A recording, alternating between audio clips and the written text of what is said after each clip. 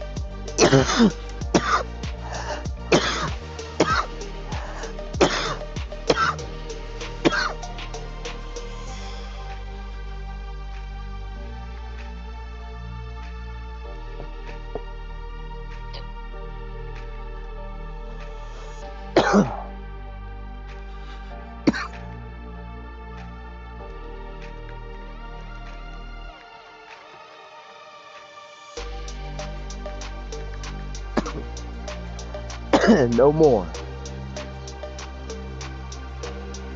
You want to get on the political stuff? Yeah, I got you. I got you.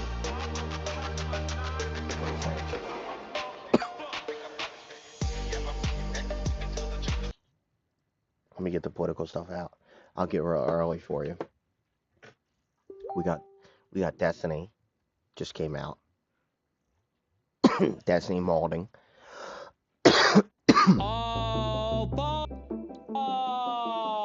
I didn't even think about this. Oh, that's so fucking dirty. Oh, why didn't I even think of this?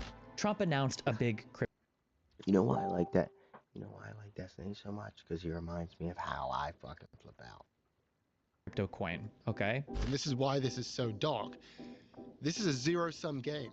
And that's also what I find so disturbing about this. It's the fact that the Trump organization actually knows that. They know that there is a certain percentage of their fan base that is dumb enough. Your thoughts, starting with Trump coin.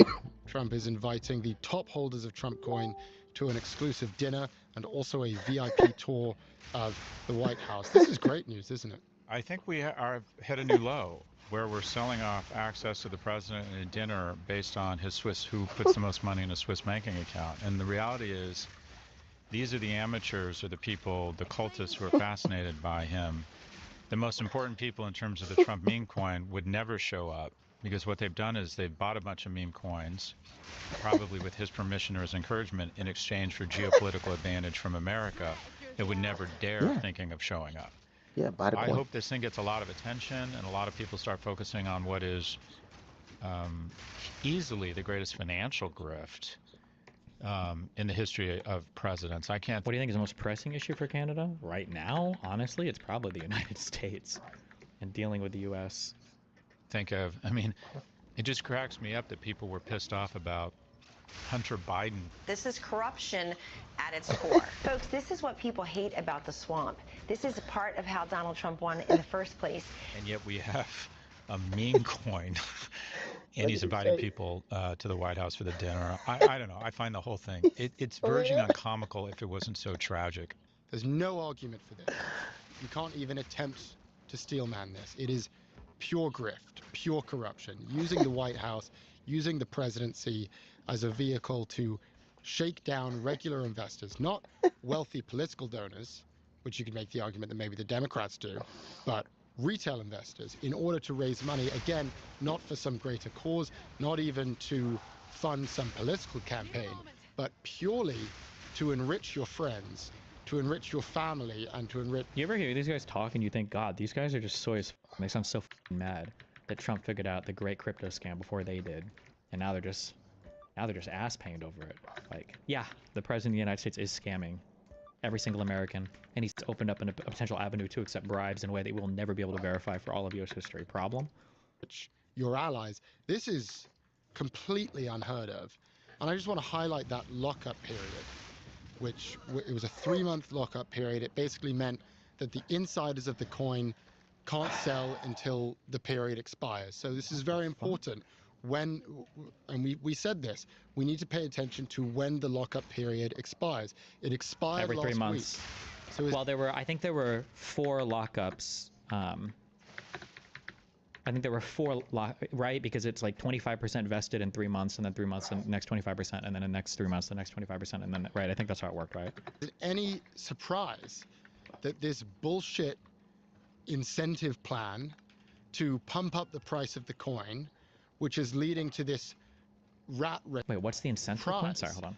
that this bullshit Oh, fuck! I didn't even think about this. Here we Because Trump go. is giving Here we dinner go. or whatever bullshit to the top holders of the meme coin. Oh, that's so fucking dirty. Oh, why didn't I even think of this? Because it's near your vestment period. This is when he can finally start offloading his coins. Oh my god. incentive plan to pump up the price of the coin, which is leading to this rat race where it's winner takes dinner with the president. I that love sent it. the coin skyrocketing up 60% in one night. Is it any surprise Is that true? this coincides? Wait, is there a Trading View that does Trading View host this coin so that I can see what it trades at? Or is there a website? When did he announce that? Oh god. Was it on April 23rd? Trump announces dinner crypto holders 5 days ago. Good one. Jumped by more than 70% after the announcement. Nice. Oh my god. Right when the lockup period expired? Definitely not. And I think what we'll find out soon enough is What was that bullshit, the dude? insiders, this What the was fuck is that? the Hail Mary that they threw right before they sell. And I would not be surprised if we find out, that they sold, that they profited significantly off of this, not in terms of what they realized in a gain on Trump coin, but in dollar terms. I think they announced the dinner and then we find out they cashed out. And I just want to remind you again of the damage that this does. From April 23rd to May 12th, hold as much Trump as you can. Your average holdings during this period will determine your ranking. The more Trump you hold and the longer you hold it, the higher your ranking will be. Oh my god. Yeah. To regular investors. Let's look back to a few months ago when the coin was first launched. You Pretty look easy. at the on-chain Buy a data, coin. and you will find that there were 31 early traders who made a profit of almost $700 million trading this coin. And you think, boy, that sounds pretty corrupt. But then you see the 800,000 other investors who lost cumulatively more than $2 billion. Based. And this is what we have to remember about said meme- What's the Based. significance of that announcement date? Okay, so And they lost $2 billion. the issue is that, like, I don't even know how many of you guys understand crypto. Nobody really understands It's crypto, based. so it's very frustrating when people talk about it because nobody really understands how f***ed up everything is, what's going on. Okay, but let me try to break this down a little bit. Okay, so what happened was Trump announced a big crypto coin. Okay, and the name of this coin was Trump. Okay.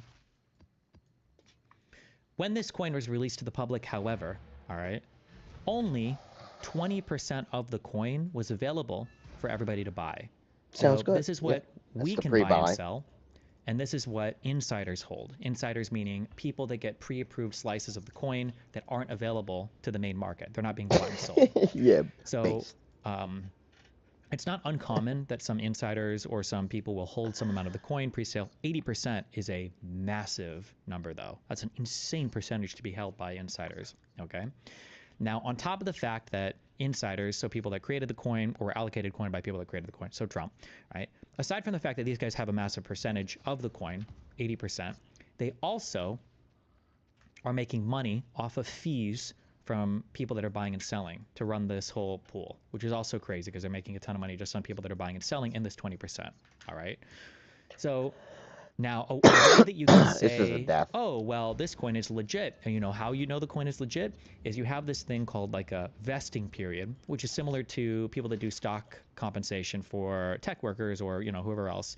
You have a vesting period. And what that vesting period said for Trump coin was they're not allowed to sell any of their coin until 3 months pass. And then in 3 months, I think they're allowed to sell 25% of the coin. So 3 months have to pass before they can sell any coins. They go, oh, look, so we know it's not a scam. It's not a pump and dump. We can't even pump and dump because, look, we can't even sell our shares. And then I think every 3 months afterwards, another 25% of this 80% here unlocks. Now, the dirty part is if they truly believe in this coin as a real project, you're not going to see them sell and dump because they want to support it or whatever. But what's actually going to happen is once this vesting period hits, what you would expect to see is this whole 25% chunk basically get dumped onto the market where all of these people are trading. And as it gets dumped onto the market, it's going to crash the price of the coin, which is going to drive down the shares, the value that all these people are holding. And it's going to allow these people here to extract a ton of money from these people because they're going to have their buys and sells lists and everything. They're going to be buying as these people are dumping. The price is going to go down, and then these people get to cash out. Now, it's kind of obvious that this is going to happen. So, I mean, why would you fall for a trap this stupid, right? Obviously, the coin should just crash before this vesting period, right? Well, one, Trump is the president of the United States, which already allows it to float a little bit higher than it should. But now, what Trump has said a few days ago, before, I don't know, does anybody have a date for when we hit this first vesting period? What Trump has said is, I'm going to offer a dinner to where if you're holding a lot of this coin from between this date and this date, you have a chance, if you're in the top holders of this coin, to have dinner with me. But what that's going to do is that's going to put a lot of upward pressure on the price so that as soon as they hit this first vesting period, they can dump at a higher price and make a ton of money as they basically pump and dump this coin. And that was about a week ago they announced that. So, and then I'm guessing we're coming up on our first vesting period pretty soon here. So that's just, but the timing is just to basically inflate the price of the coin. It's kind of crazy. And this is why this is so dark. This is a zero-sum game. For every winner, there is a loser. In fact, more often than not, thousands of losers. Yeah. And, you know, Based. the losers, I hate to say it, are the Are ones losers. who are dumb enough to buy into this shit. And Yeah. that's also what I find so disturbing about this. It's the fact that the Trump organization actually knows that. They know that there is a certain percentage of their fan base that is dumb enough to do what... Why did you wonder if the announcement was on the 23rd? How did you so specifically guess that? Because the goal of an announcement like that is to pump up the coin. So I didn't need to know when the coin was announced because I can just look at the price of the coin and go, oh, wow, there was some major news, obviously, that pumped the price of the coin. You can see it here. And you can see that the price of this coin jumped dramatically on the 23rd. So that's probably when he made the announcement, is what you can see right here. He's definitely. Oh, and the first 25% is already locked, so they could already be dumping coins. I don't know if people are analyzing wallets to see if, like, some of the original 80%, I'm pretty sure you can track the original 80% being sold, but somebody more into the crypto shit would have to be able to answer that question. How the fuck is this legal not blocked? Because the Trump admin has already basically said they're not going after any crypto schemes or crimes. So that means I can just do all crypto schemes? Whatever they... Okay, it's the fact that the Trump organization actually knows that. They know that there is a certain percentage of their fan base that is dumb enough to do whatever they tell them to do, to jump off a cliff if Trump demands it. Not the whole fan base, but certainly a percentage of it.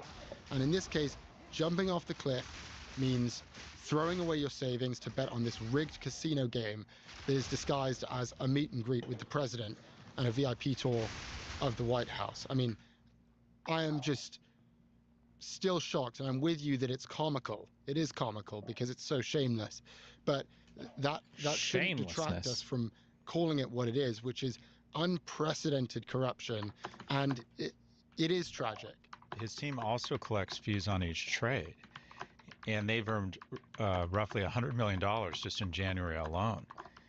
And of course, you know, I love in 2016, he was just irate at the conflicts of interest and that Secretary Clinton was getting $250,000 for a speech. I mean, in this instance, he isn't even asking for donations. It's worse. He's asking for people to buy a volatile, unregulated coin that enriches him directly. And if I were Vladimir Putin, and if I get kicked out of Ukraine, it probably means at some point I get thrown out of a window. I mean, people who lose power in Russia, it usually doesn't end well for them. And I'm spending $60 to $100 billion a year on this failed war effort. I've lost almost 1 million young men, sending them into this meat grinder, which at some point has got to take a toll on the morale. And Any way you could quickly debunk the Pelosi insider trading allegations? That shit is so annoying to hear. There's no way to debunk it because there's no proof or evidence of it. So it's just an unfalsifiable. People just say because her husband is very wealthy, and he's a huge trader, hedge fund guy or something. They say that because he's very wealthy, there must be insider trading. But it's impossible to disprove that because there's literally no evidence that they ever provide of it happening. So I don't know how you're supposed to be able to say anything about it. Popularity. Wouldn't he be just stupid to figure out a secure way, maybe using Signal on a phone, to call the president and say, all right, price discovery is dictated at the margin, right? If the Trump coin has a $7 billion market cap, you might be able to take it to 10 or 15 billion with just 100 million, 500 million, a billion in purchases, right? What if you said to him, look, I can make this thing, I really love the Trump coin, and I'm going to make sure that for at least 5 years until you're well out of office, that this thing never, or that at some point it's at least worth 50 billion, and your stake is 80%, so you're about to become the richest man in the world, President Trump, just because I love the coin. And in unrelated news, how do you feel about cutting support to Ukraine? Wouldn't Putin be stupid not to make that call and make that offer? And two, wouldn't it be logical? Wouldn't it be the next point in the data pattern in the line for Trump to act on that call? I mean, he started a meme coin. What do you think he did it for? And the notion that he wouldn't be subject to this sort of influence, it just doesn't look at the corruption and the trail of bankrupt companies, the trail of unpaid subcontractors. And I'm incredibly disappointed the Democrats aren't putting up a better fight. I can't believe they're not. I mean, what can you even do about it? Like, it's his DOJ. They're not going after crypto shit anymore. It's a fucking meme coin. Like, what? And the issue, too, about fighting over it is, like, just people just don't understand what crypto is. Because their counter to this is they're just going to say it's crypto. You don't have to buy it. Nobody's forcing anybody to buy it. Like, if people want to buy into a meme coin, they say that it's a meme coin. And they really, truly do. There really isn't anything you can say about it. Like, they're pretty open that it's just a scam. Like, it used to be that people would pretend. First, they pretended with big crypto projects. Oh, this project, check out the white paper on this, it's crazy. Then they pretended with, like, NFTs based on other cryptos. Well, we're going to do cool things with NFT. And now people are literally just like, oh, it's a meme coin. LOL, memes. LOL, it's just a meme coin. Ha! And it's basically, that's just like, I don't even want to say it's a code word for a scam. It's just scams. That's all it is. But people seem to be okay with it. So what do you even do about that? I have no idea. All over the press today talking about all the different scenarios for the Trump coin and how this is nothing but pure grift. Let's move on to Boeing. And Boeing's earnings, they had actually a really good earnings report. Revenue up 18% to $19.5 billion. Deliveries up nearly 60%. They've also reduced their cash burn down to $2.3 billion. A year ago it was $4 billion, and there was a really big pop in the stock here. I think, it was a great report. I think what really surprised to the upside, though, and what the markets are pricing in here, was how optimistic Boeing was and their CEO was, Kelly Ortberg, about the tariff environment. Because, meanwhile, you've got all these other companies that are somewhat freaking out about the tariffs. 40% of earnings calls so far this quarter have mentioned the word recession, which is unbelievable. By the way, 90% of them have mentioned the word tariff, and you actually called this. You said that tariffs was going to be the new AI on earnings calls. That is what's happening. But he did not seem that concerned about these tariffs. And he was asked up front, what about China? China is your second largest market in aviation. Well, are you concerned about that? And he didn't seem phased. And if I had to paraphrase his response, it would be, we're watching it, but we'll be okay. And then he had this line where he said that 2025 would be Boeing's, quote, turnaround year. So very optimistic. I think what that tells you is that he and Boeing believe that these tariffs, particularly on China, are going away. And we'll discuss more what's happened in terms of tariffs and how Trump appears to be caving. But it is interesting that these earnings came out before we heard those comments from Trump. And so it appears that Boeing, in my view, had some sort of inside knowledge, or at least some some inside feeling that, yeah, these China tariffs, they look very scary, but ultimately we're not too worried about it. How else would they not be worried about it if they didn't have some inkling or some real sense that these tariffs wouldn't be going through? I mean, one or two things has happened. Either he called the Boeing CEO and said, don't worry, boss. Hey, do you want to come to my crypto meeting? Don't worry, right? We know you're a great company. Don't worry, and let me put out a press release saying you're hiring more people. Just don't be critical of your earnings call, obviously. Or the Boeing CEO just said, this guy's full of shit. Nothing's going to happen here. Could be that. We make great planes.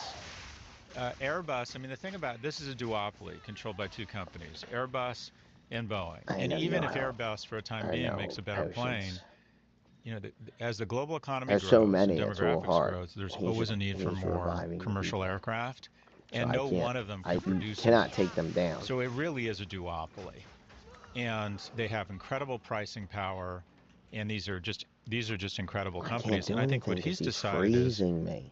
Okay, this is a I'm fucking frozen distraction. from the ground, and then he And does his that, earnings and then I have to get around this thing. Seem to cement that. And while China's threatened to reduce their order book, I would bet the order book and then you just that the Chinese, the CCP, and the people at Boeing, who are very smart and hire former ambassadors, have all said to each other, look, there's a non-zero probability, a most likely opportunity that the order book and the way we do business is going to stay exactly the same. What we're seeing with a lot of these big corporate CEOs, companies like Target, companies like Walmart, companies like, other companies in defense, like GE Aerospace, many of these CEOs are meeting with the White House, they're meeting with the president, and they're coming out of those meetings appearing to be a lot calmer. And in fact, this was reported by... And the scary thing, and we don't know now because we have no more insight into anything that happens in our government, and we're living in an unprecedented age of corruption. The thing we don't know is, are these people coming away feeling confident because they feel like the tariffs are going away, or are they coming away confident because they feel like they managed to cut a deal with this administration that's going to give them a competitive edge? But because of the current structure of our government and because of the moral failings of our current government, we literally have absolutely no way of knowing the answer to that at all. So, Charles Gasparino at Fox Business, the administration at the White House is actually actively alerting Wall Street executives. They're reaching out and telling them that they are nearing agreements on these trade deals, which is a very interesting dynamic that we're now entering into a market and a world. I don't believe that, unless I hear, because this administration has also proven that they will lie about anything, which they've done. I don't know. I wouldn't believe that we're nearing any trade agreement unless another country confirms it first. Because Trump has said multiple times now, I think, that China and them have been talking or whatever, and I think China's literally just come out and denied it and said, no, we haven't spoken to this admin at all. It's just not true. So they denied it twice. I don't even know. No, it's not. No, I don't know what I'm saying. I don't even know. We can't even trust the current admin that they are near anything, even if they say they are. We're actually, the heads of the largest corporations and the heads on Wall Street, they're getting a heads up, and they're able to front run the largest news item of our time. And you could say, that this has happened in the past, but I don't think at the level that we're seeing today. Yeah. Usually it would be that with very highly sensitive economic data like this, there is a protocol, and the White House comes out and they publicly announce it, and you give markets an equal time, an equal footing to react to what is happening. But it appears that there's such a level of disorganization in the White House, and corruption. They're so freaked out by how the markets are reacting. It feels as if what is happening is the administration is having no choice but to call the big dogs of the Fortune 500 and say, hey, just don't worry about it. It's going to be okay. And that's a material information right there. I mean, that is ground zero for insider trading. He has been beating markets consistently at Destiny. I guess he is a genius. Who Paul Pelosi has? I mean, you can link me something showing it if you want, but it has to be from a non-retarded website. It hasn't actually happened yet, but we all know that the line between fair trading versus insider trading is very blurry, and we are in an incredibly blurry time right now. And we'll talk more about that in our main story when we really focus on these tariffs. Let's just move on to this new data on wealth inequality. The top 19 households minting $1 trillion in wealth last year, biggest single year increase in history. They now own, those top 19 households now own 1.8% of the entire household wealth in America. That's up from 0.1% in 1982. By the way, the bottom 50% of Americans, they own 3% of the household wealth. So you've got half of America with 3% and the top 19 households with 1.8%. There are now 1,990 billionaires in America, and that number is up 45% since 2021, just 4 years ago. So we talk a lot about income inequality and also wealth inequality on this podcast. And here we have some new data which is just telling us the same thing. We are a massively unequal society. Well, to stick to the moral argument, it's bad for the economy. And that is when all of that prosperity is being crowded into the 0.01%. One, I don't think they have as much of a vested interest in public infrastructure and the well-being and prosperity of America. Do they have a vested interest in our healthcare system? No. Do they even have a vested interest in our national security? Because at the end of the day, they can piece out to New Zealand or Dubai or... One thing, I don't know if we heard this on, it was one of Scott's shows or something else, but somebody mentioned this, and I just don't know the names of all these things, so I wouldn't be able to say, but I mean, it was said that it's kind of sad that older billionaires or older elites in society, the way that they left their footprint in American society was by investing in like elite, like academic institutions or elite cultural institutions or icons to like leave their mark. And our current billionaire class doesn't seem to be as interested in making those same types of investments. But London. So you're essentially creating a super class of people that control so much economics and have so much power over our government, but don't exercise the power in a means that affects all of America because they've basically become sequestered from America and what's good or what's bad about it. They're literally behind gilded gates, and you know, at some point, and I don't think they believe this, at some point people show up with pitchforks and lanterns, right? But if you think about third world nations that never able to get out of the way and ultimately end up in revolution, they have what's the common feature across all of them? Crazy income inequality. So this is not only bad for the economy, it's really damaging for our culture. And what you see here is that young people... Yeah, I think the issue is that our current billionaire class are uneducated tech bros. Fuck, dude, it's actually really, it's really annoying. Maybe the elites just were better. They were just better people. They really were. They were just built differently. We need to bring back the real elite class and not the tech bro elite class. It's just not good. Let me use your restroom. One sec. Fuck. Last week, Bernie Sanders and AOC held a rally in California, and 36,000 people showed up. Just for comparison, a Trump rally is on average around 5,000 people. The Madison Square Garden rally, that was 20,000 people. This was 36,000 people. And the message from those two candidates, or having a good show and getting people to show up for a rally is not the same thing as getting people to fucking vote. You have to get these motherfuckers to actually vote for any of this shit to fucking matter. Politicians is simply about inequality. That's the whole thing. And it's just so fascinating that 10, 15 years ago, when Occupy Wall Street was at its peak, people were saying this is a big problem. It's only gotten worse. Yeah, it's gotten much. Yeah, but the issue is nobody talks about what you can do to actually fix the problem. It's just a bunch of virtue signaling and cringe LARPing. Like, nobody actually has any real solutions. They just want to say the billionaires or whatever the else, and there's just nothing. There's no actual solutions presented. Tesla's first quarter results fell short across the board, missing expectations on the top and bottom lines. Net income plunged 71% year over year, and automotive revenue fell 20%. Overall revenue dropped 9%. Still, the stock jumped 5% in after-hours trading. Part of the lift came from the broader market rally we just discussed, but investors were also encouraged after Elon pledged to significantly reduce the time he spends on Doge, and he promised to refocus his efforts on Tesla starting next month. Scott, I listened in on the call. The first thing to note is his opening remarks, which were a monologue about Doge and how important the work he's doing at Doge is. And if you're trying to convince investors that you care more about Tesla, your company, than you do about Doge, you should probably start the earnings call by talking about Tesla. Instead, he goes on about Doge and how he's saving America by cutting wasteful spending. Then Good he job, addresses Elon. the Tesla protests, which I credit him. He should. It's a huge problem for the company. But he makes this wild claim that the real reason people are protesting Tesla isn't because of any of his actions or any of his comments or the fact that he saluted a crowd in what very much appeared to be a Nazi salute.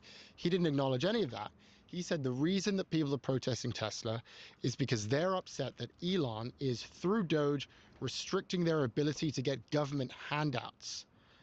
I mean, he really said this. He said those protesters, they're all receiving these wasteful and fraudulent dollars from the government, and it's because of Elon, they're angry. They're not going to get this free money anymore, which is just an insane claim that completely disregards what is actually happening to the company and its brand. And it's an extremely important thing to address. I mean, this 20% drop off in revenue, it's almost entirely to do with the brand damage. So you have to be upfront about it, and you have to engage with that issue honestly. He was then asked directly about the brand damage by one of the analysts, and asked, what does this brand damage mean, or these rumors of brand damage, what does it mean for the company? And on that occasion, he completely deflects, and he starts going on about the macro environment, which didn't make any sense at all. He said, I'll quote him, quote, "Yeah, I mean, Tesla is immune to sort of the macro demand for cars. So when there's economic uncertainty, people generally want to pause on buying. But as far as absent macro issues, we don't see any reduction in demand." Doesn't make sense, and also it's completely not true. There is obviously a reduction in demand. Your sales fell 20%. Gotcha. Favorite line there came when he was trying to assuage investors that Tesla is in fact okay. And the way he does that, he's talking about how Tesla has had struggles in the past, how they've faced issues, which is all true. And then he says, quote, "We are not on the ragged edge of death. Not even close." Nice. And that, to me, that tells me that Elon is thinking about this thing called the ragged edge of death. I mean, I knew Tesla's situation was bad. I didn't think it was that bad. But if Elon's saying that, if he's thinking about it, or if he at least thinks that other people are saying it, well, now I'm certainly considering the possibility that Tesla is, quote, on the ragged edge of death, because he just put it in my brain. So I thought this was some of the worst investor relations I've seen. Clearly the market disagrees with me, and fair enough, but my takeaway is, yes, Elon's back, kind of. He said he's still going to spend 1 to 2 days a week at Doge. So he's kind of back, but he's clearly, in my view, still in a state of delusion and total denial. And I think he did a terrible job of disproving that. What do you want?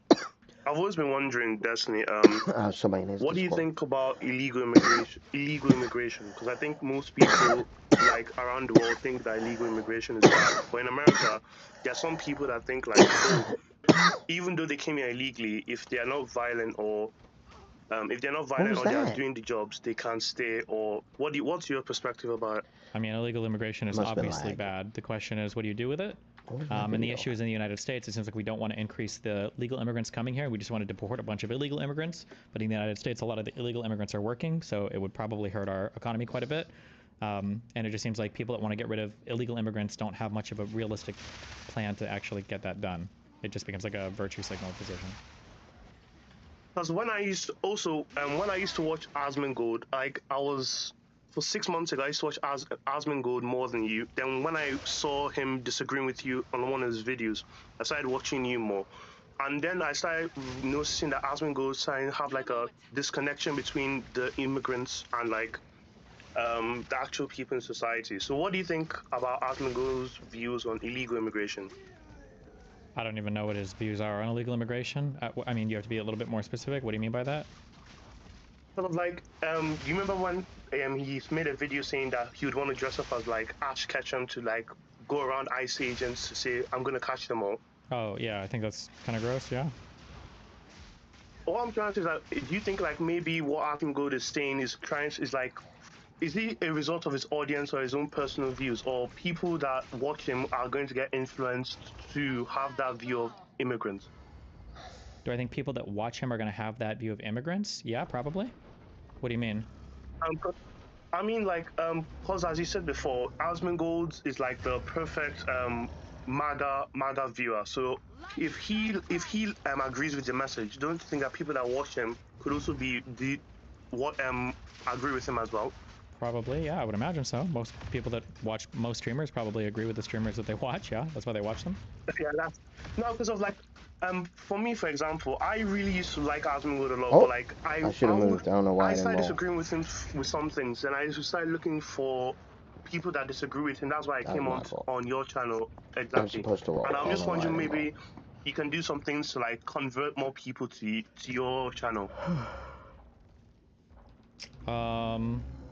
Yeah, I don't know. Listen, if people want to hop on and argue, I'll work on it. After I beat Factoria, I'll start getting real big in that world again. But right now, I'm just trying to beat Space Age. Okay. All right, thank you very much. I'm actually really excited to talking to you because I've always wanted to talk to you ever since I've subscribed to you. Thanks. Well, thanks. I appreciate it, buddy.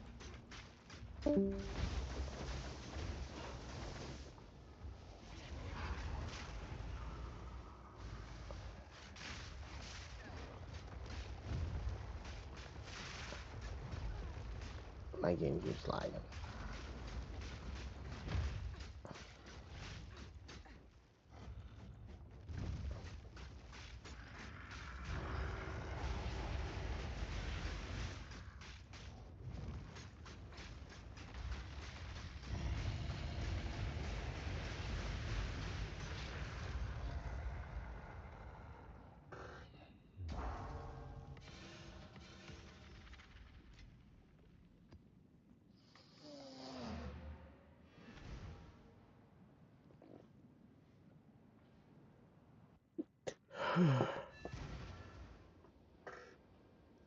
The story myself.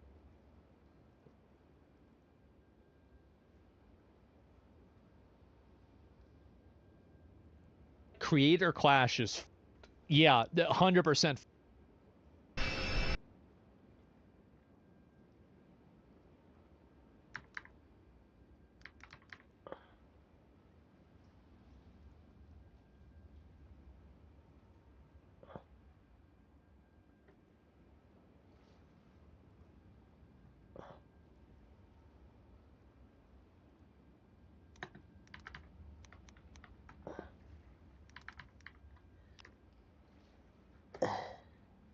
Where is it?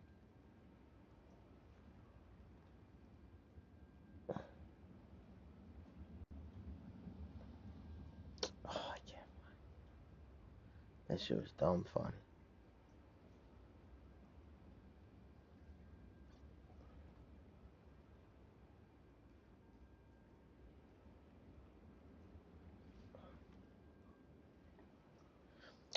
I can't find it.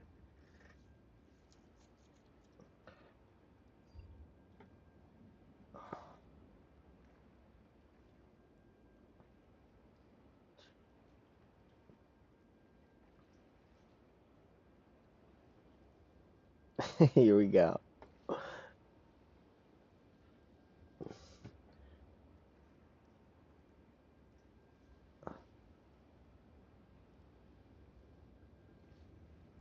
Hey, they're giving you the big break of a lifetime. You know, you're doing the interview. I picked you because, frankly, I never heard of you, but that's okay.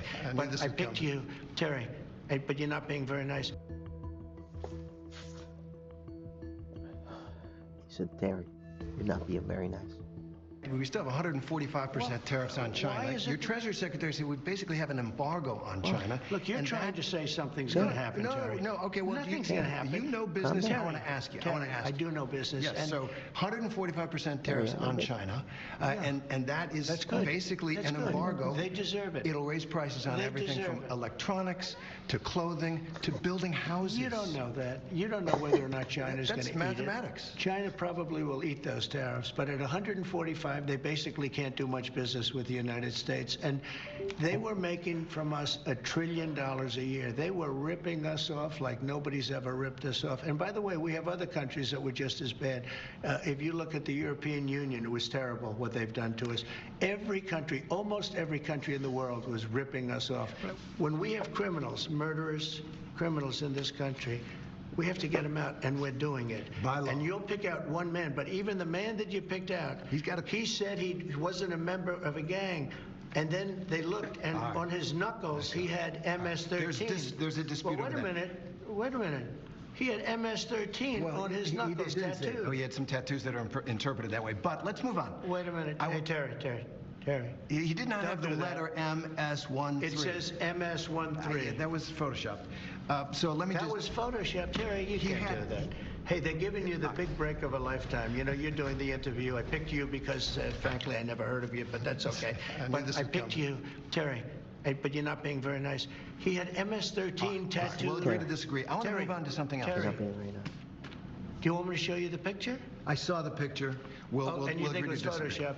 Well, here we go. Don't Photoshop it. Go look at his hand. He had MS-13. He did have tattoos that can be interpreted that way. I'm not an expert on them. Do you think the reputation of the United States has gone down under your presidency? No, I think it's gone way up, and I think we're a respected country again. We were laughed at all over the world. We had a president that couldn't walk up a flight of stairs, couldn't walk down a flight of stairs, couldn't walk across the stage without falling.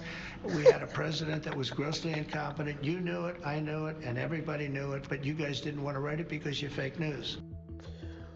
Oh my God. There is an extraordinary showdown with Harvard going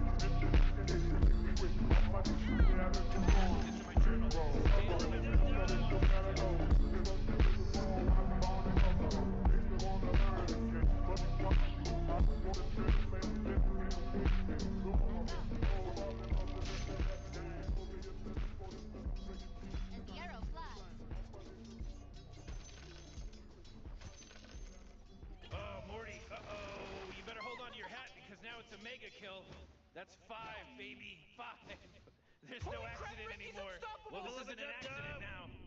I'm way ahead.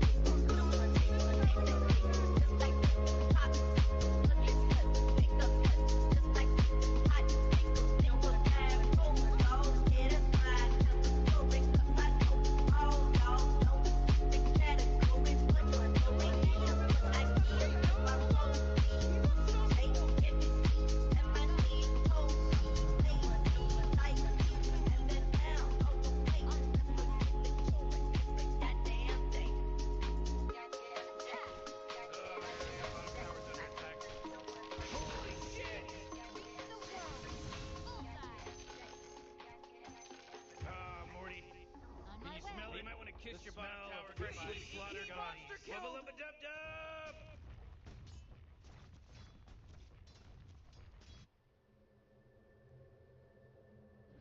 Arrow flies.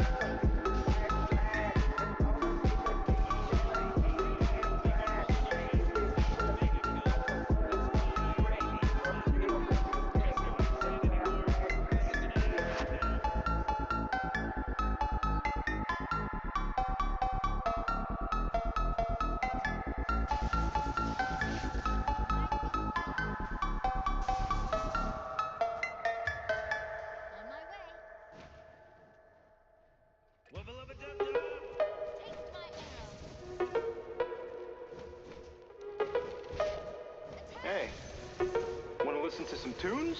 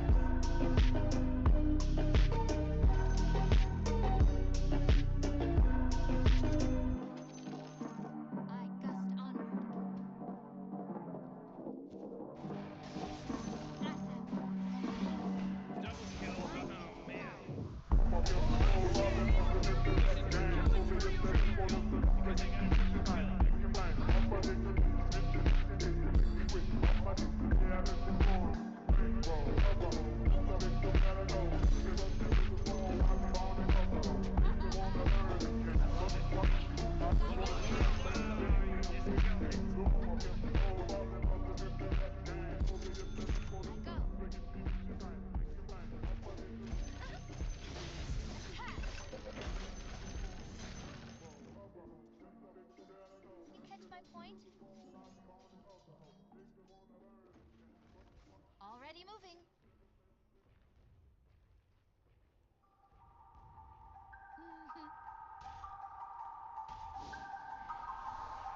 I'm way ahead.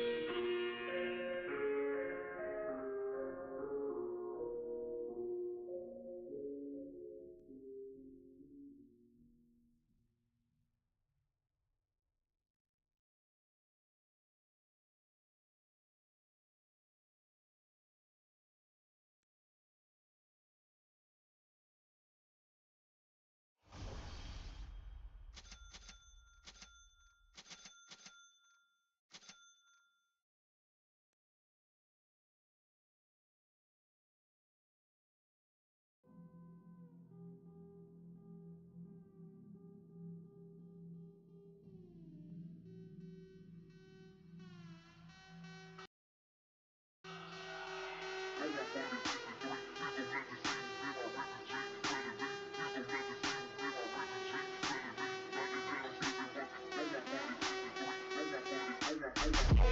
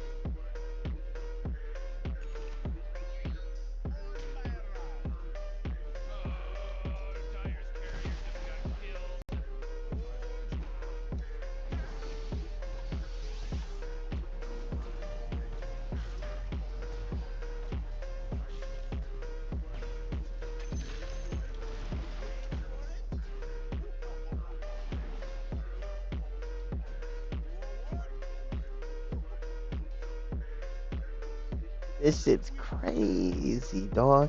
The damage is insane.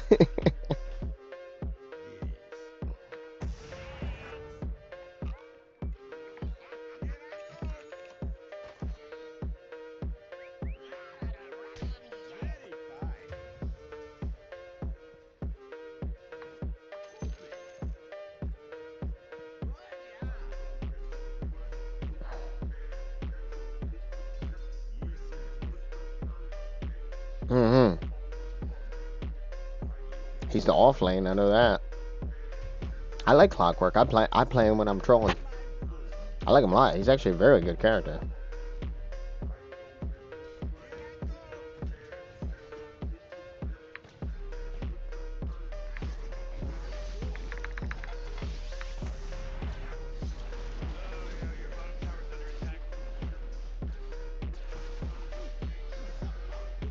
I can't. Can't tell nobody nothing.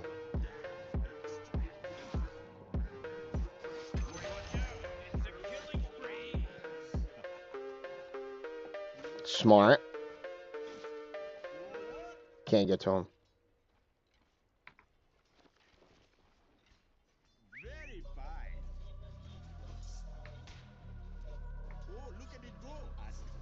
Oh yeah.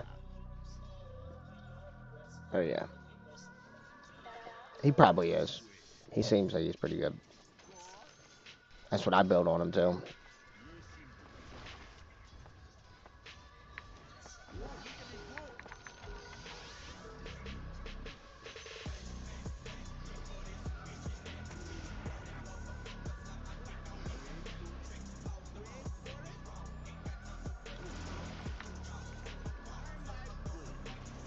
Well, when I move.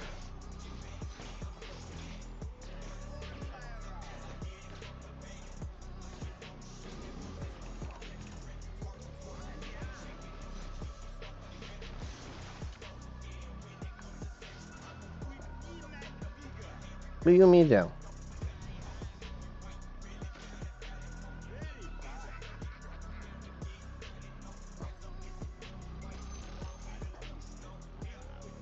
I can't draw. I can't even draw. My shit's dumb throttled.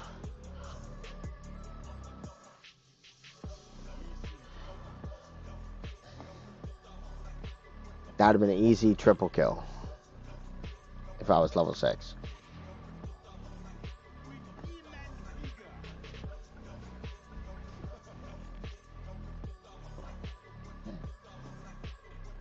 Need him.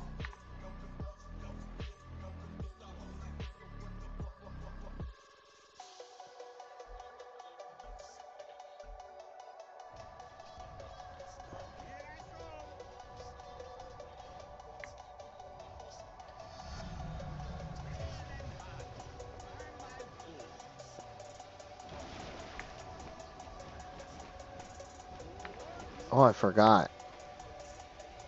There's my V.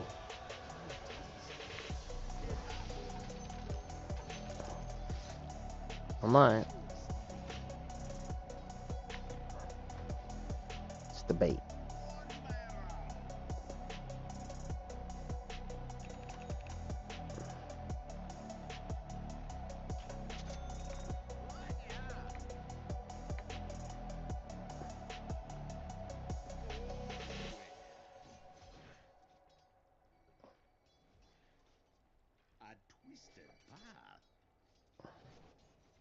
I gotta hit a double maledict to kill them both.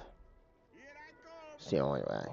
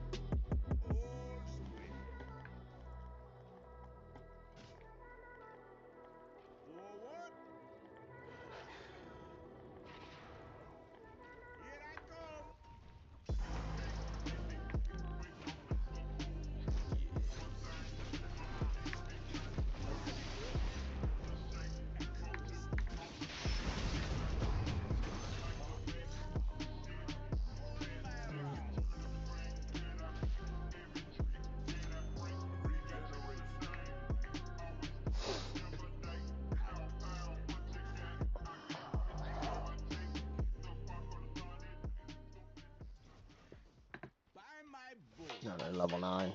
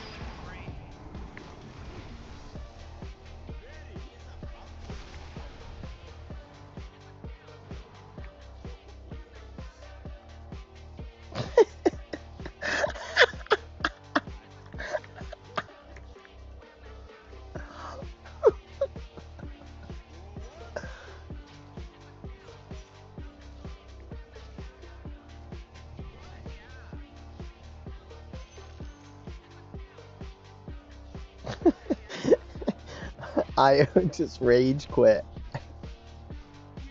Oh, no.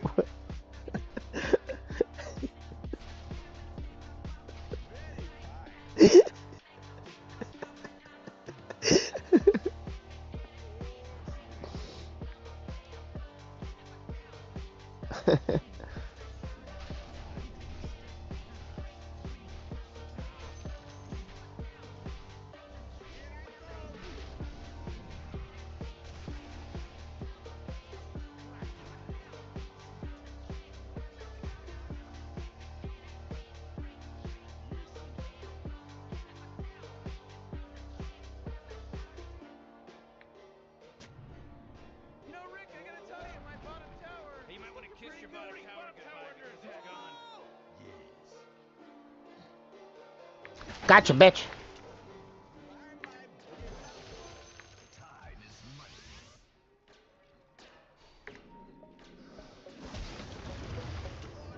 That's all I needed.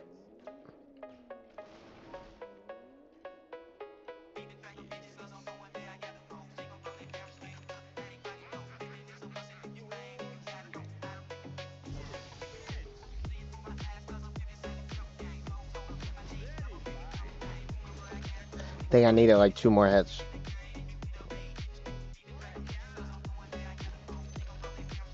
Bro, you've been mid alone the whole game. What do you mean help? Invoker's been shitting on you.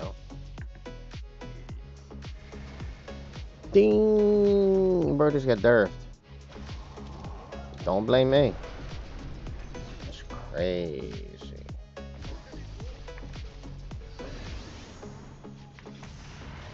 Cooked.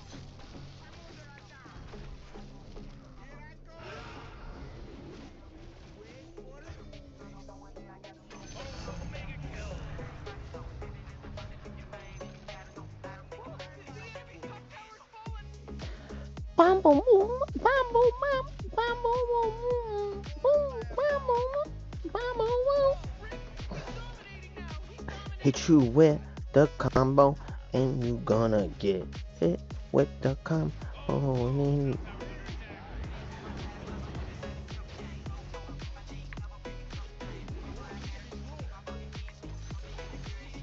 Dude, I'm out of here.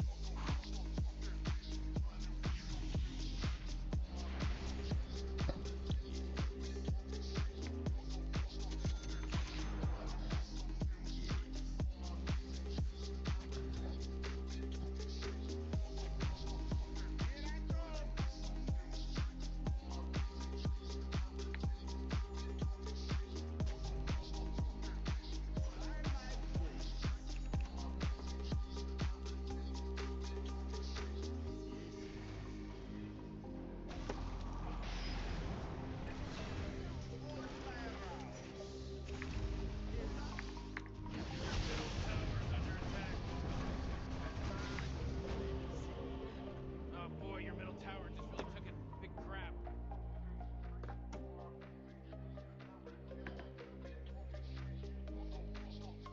He had to, went right to the base or he's gonna die.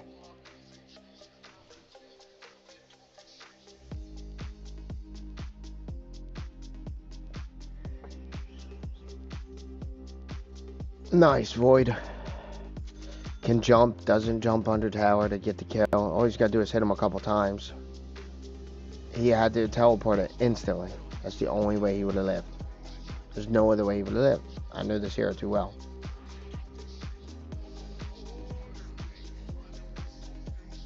See? Came back full life because he had to heal. And wouldn't item.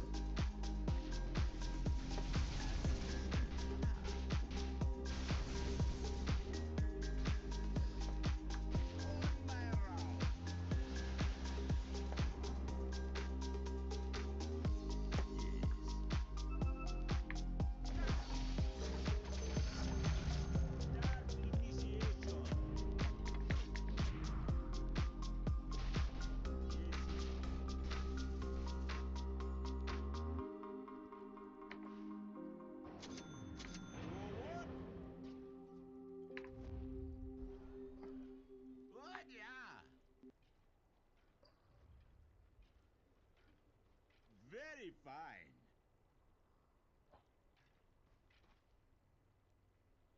I'll draw your blood.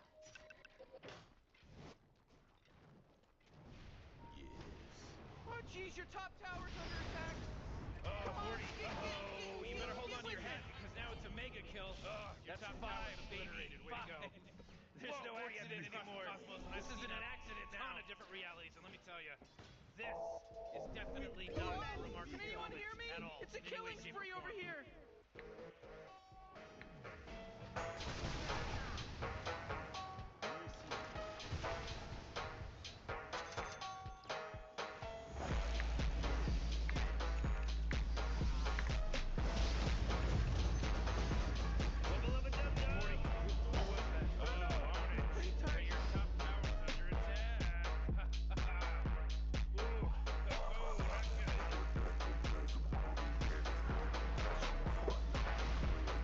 And the team gets retarded.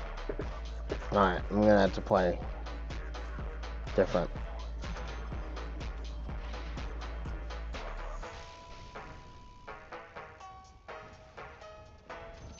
Radiant's courier got killed.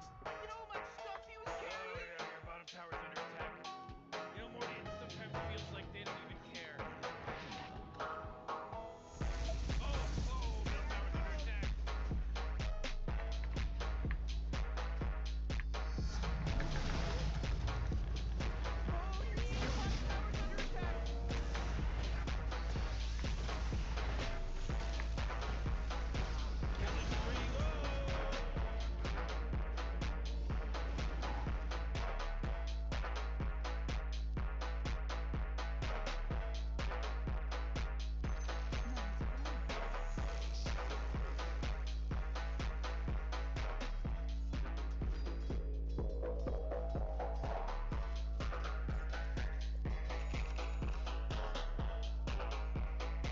IO left and gave them XP advantage, and now they're gonna win.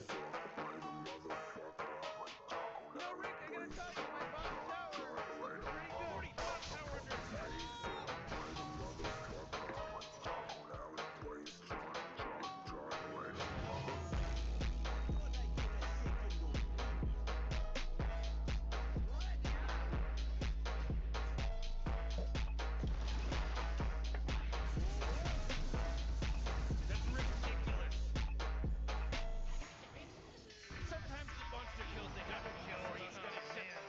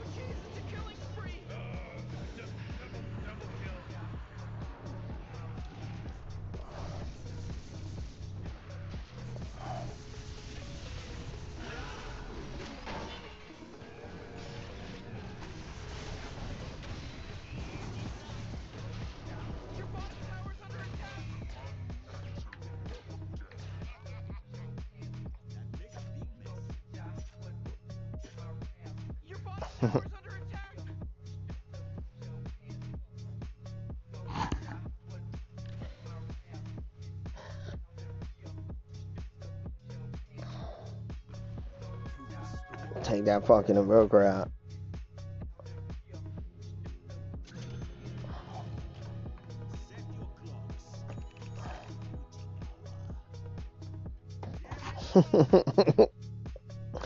It's like, if you already go with them when they're solo and when they're tied.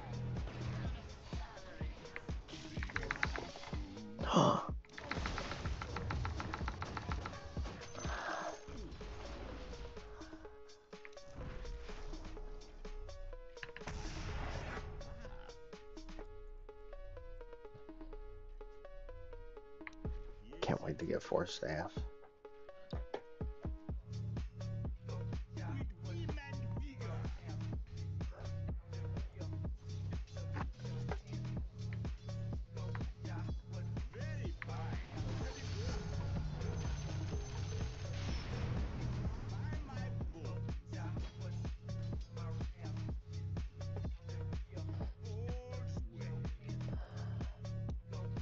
Oh yeah, your bottom tower's under attack. Force field leads me to believe that Dyer just fortified their structure.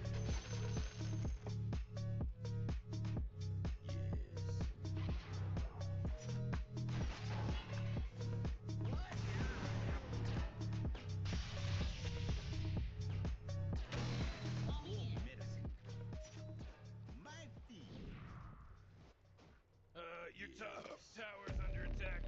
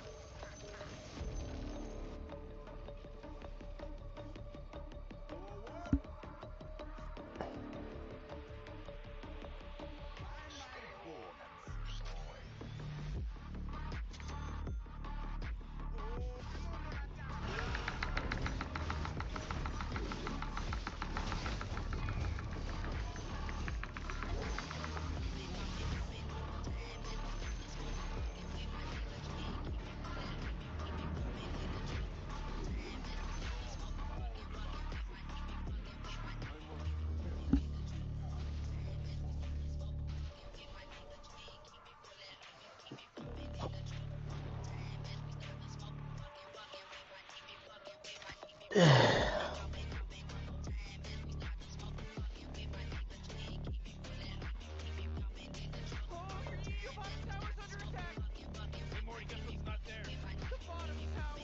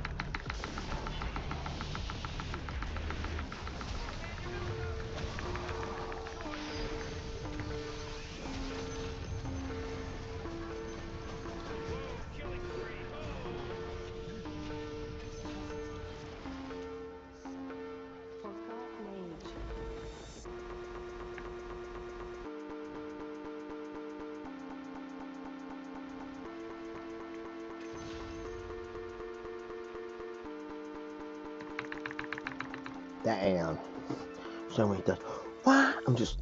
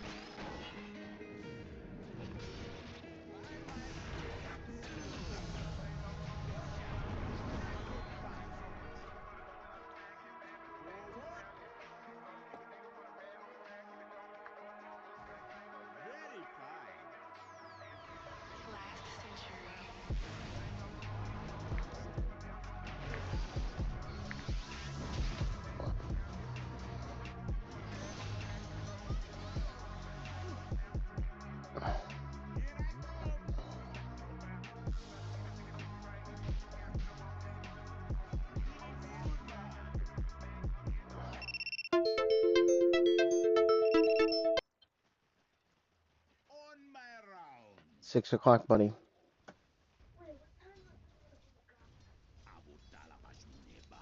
It's 6 o'clock right now. I don't know.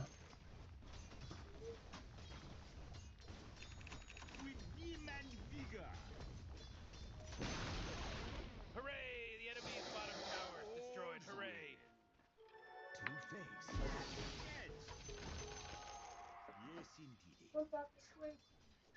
Well, that's good. That's what you should do. What was it, my lights or something? You're not gonna like this. The top tower is under attack. Oh, sheesh.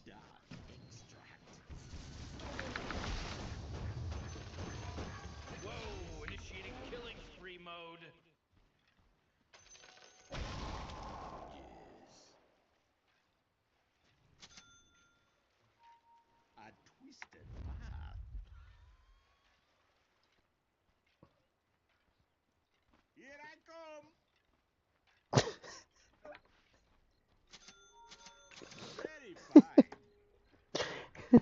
The meta's put the boots in the backpack. You like the meta? That was so tardy. I didn't know what else to pick. Everything else had utility. Fuck that. We can walk slow.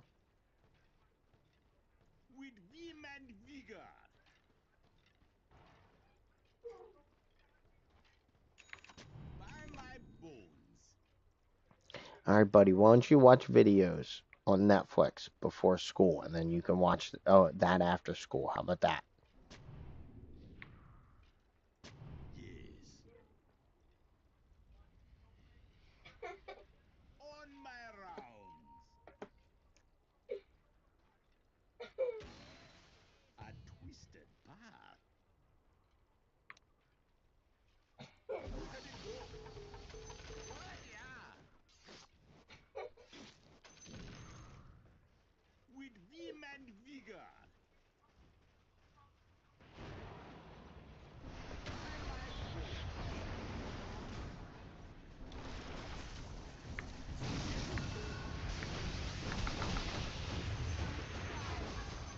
I got scared. Oh my god. I'm out of here. Cooked.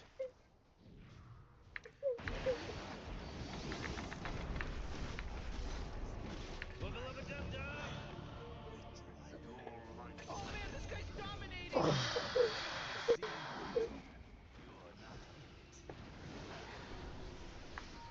Look at this guy.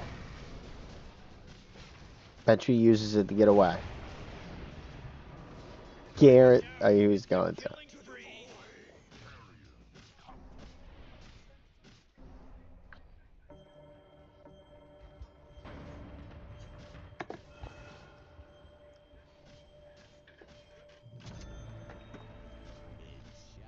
Morty, middle tower. Might want to look at it. Middle tower's under attack. Your middle tower just bit the big one. Oh jeez, they're swarming your middle barracks. Ooh, your middle barracks just got wiped out the face of the map. When are these people gonna learn? When are these people gonna learn, Morty?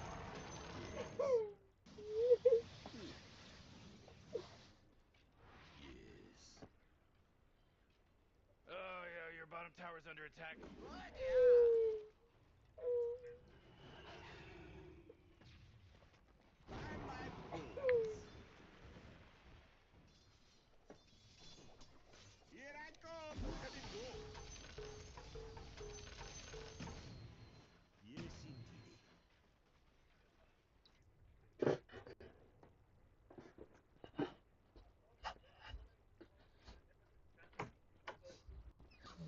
Mom, do I need to take Damien to the bus stop? Huh? Do I need to take Damien to the bus stop? Do you need to take him to the bus stop? Yeah. Or does he have school today? Yeah. Well, yeah, you would have to take him to the bus stop at lunchtime. Well, is Pedro going to work on the car today? Oh, no.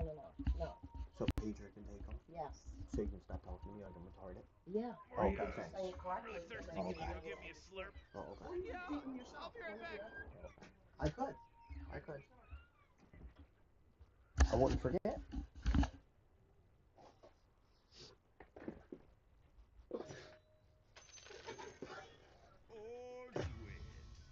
Asking a simple question, you always gotta be fucking rude about it. It's so annoying. He's dominating, Rick.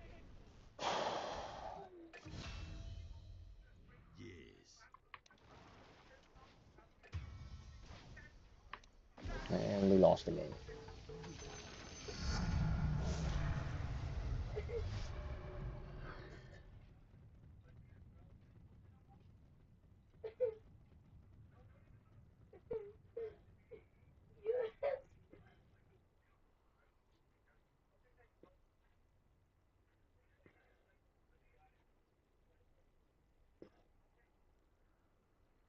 Looks like dire structures are fortified.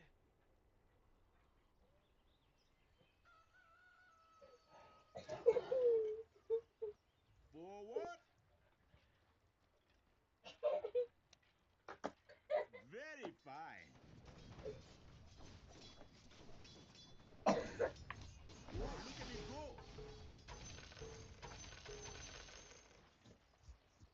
Twisted path. Clack your bones. Oh boy, Roseanne just got taken out by the radiant.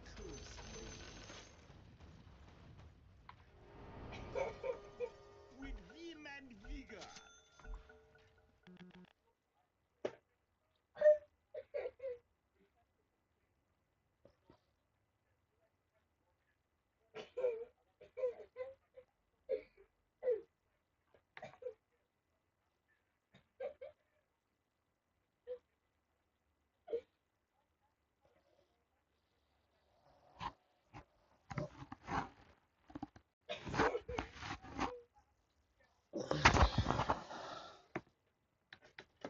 Very fine.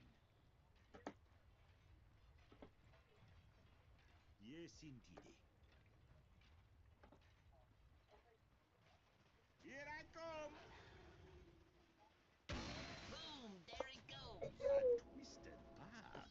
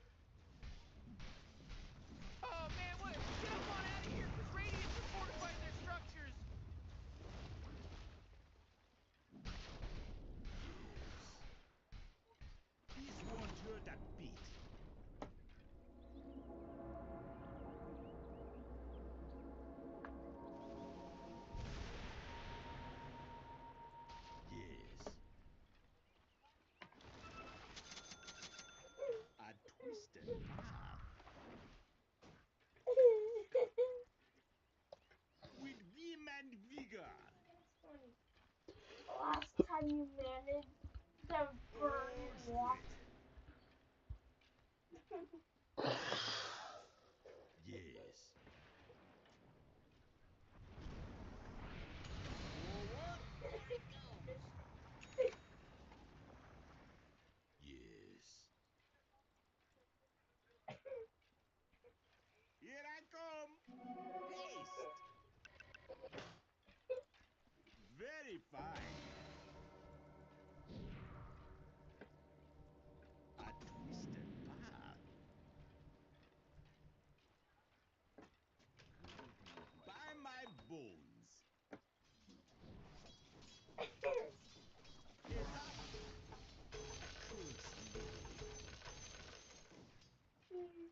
A cursed lady. Yes, indeed. Money to burn. On my rounds. Oh, look at me go. Oh, yeah. By my bones.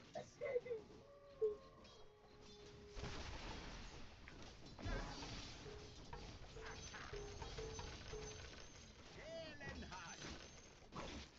All's well.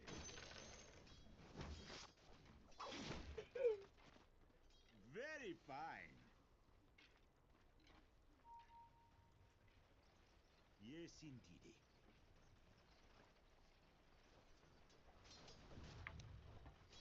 Look at it go. Die, extract. Forward. A twisted path. With vim and vigor.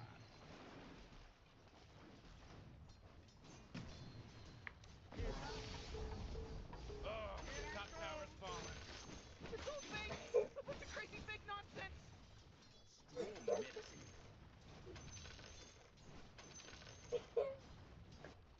Clack your bones. Yes, yes. I just was zoned out. Fucking just farming. I wasn't even like there, dude. I don't even know where I was even here. Yes. I'm okay with that. Oh, yeah. Black and Barcelona. On my rounds. On my rounds.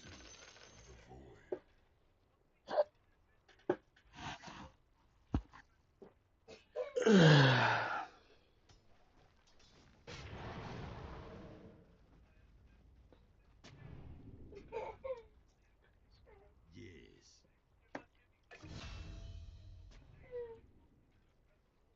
With vim and vigor.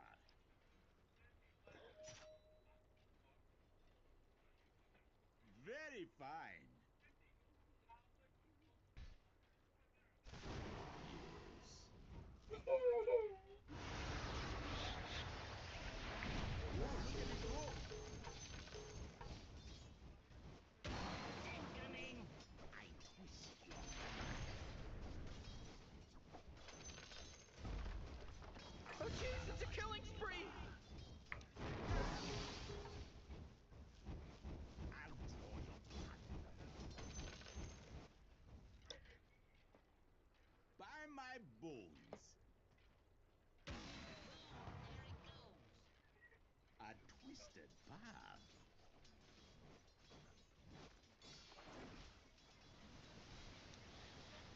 Look at it go. They're all fighting. Dude, why is Solo doing so bad?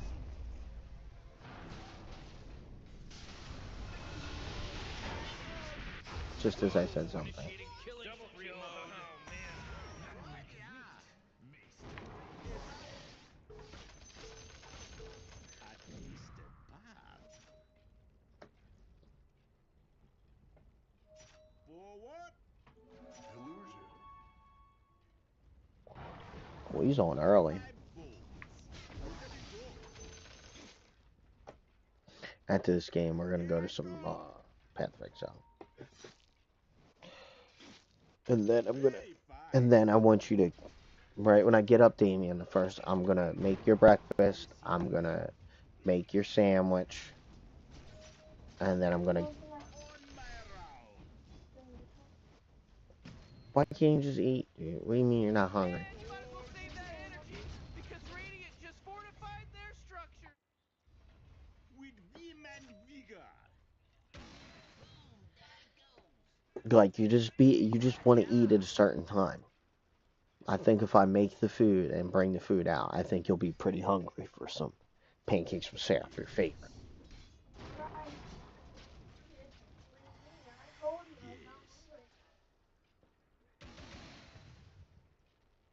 Yes, indeed. I'm just not gonna make any more. Oh, the enemy's middle tower. Man, this guy's dominating. Right. There is nothing for you anywhere.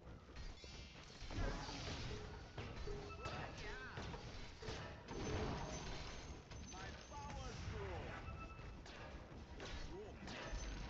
Enemy's middle barracks just got wrecked, baby! Oh, that's what I call teamwork.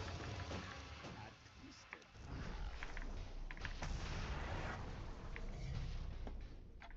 On my round. Enemy's middle barracks just got wrecked, baby! Very fine.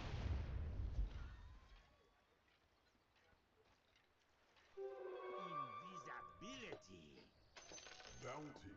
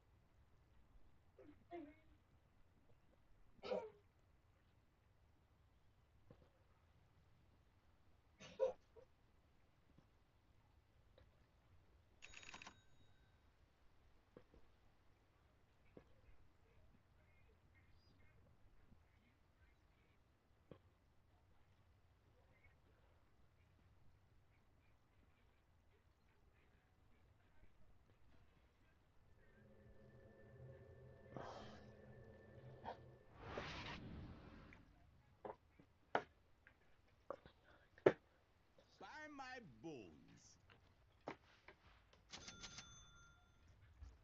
Yes. Here I come.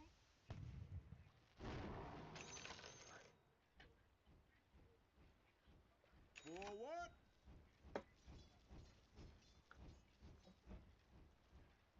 A twisted path. With vim and vigor. By my bones. Nothing to burn. The spell is cast. Oh, yeah.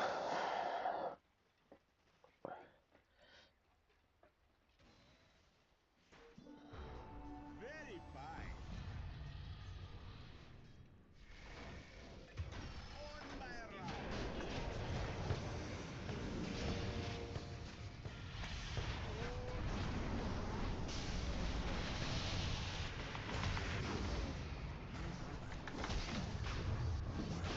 You're telling me BKB stopped?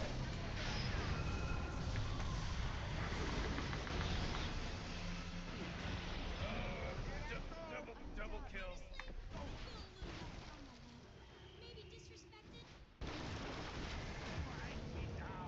How did BKB stop my Death Ward?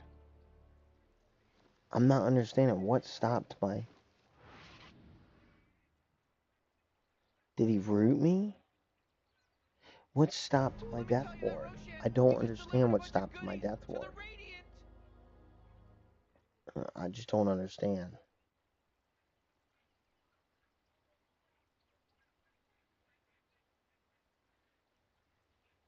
It looks like when I press BKB it stopped it, but it shouldn't stop it. Whoa, the enemy's top tower's fallen!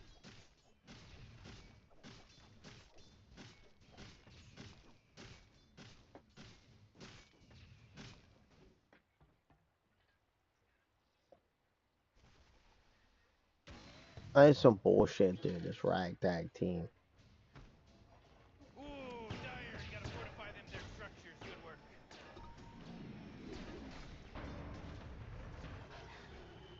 You know, Rick, I gotta tell you, my bottom tower is looking pretty good. Bottom tower under attack. Baby. Oh! A horse pucky! Whoa, careful, Morty. That's some pretty hefty language you're throwing around.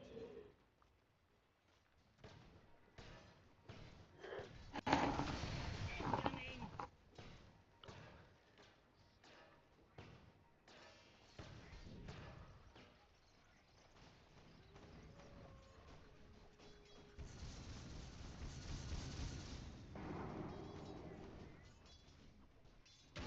And it's up.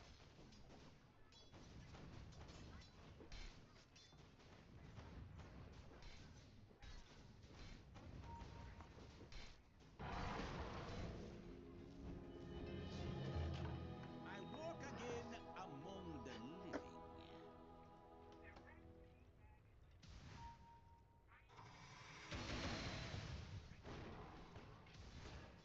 Yes.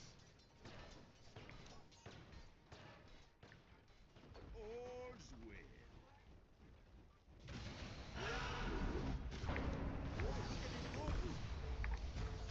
Very fine.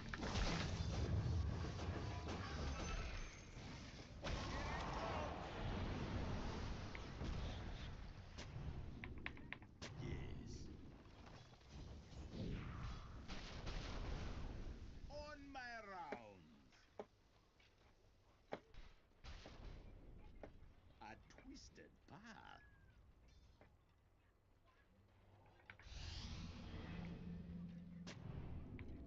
With vim and vigor. Yes, indeed. Time is money. Yeah. Waxing powers. By my bones. Forward. Bring it on. Yes. Yes.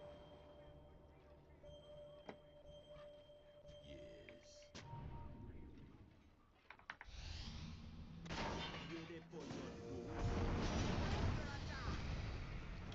Very fine.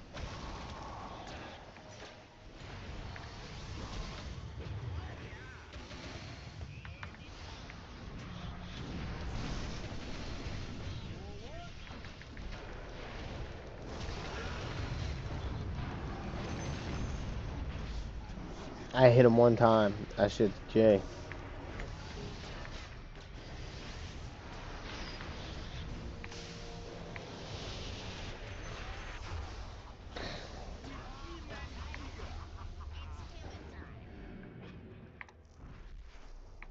Yes. All's well. By my bones.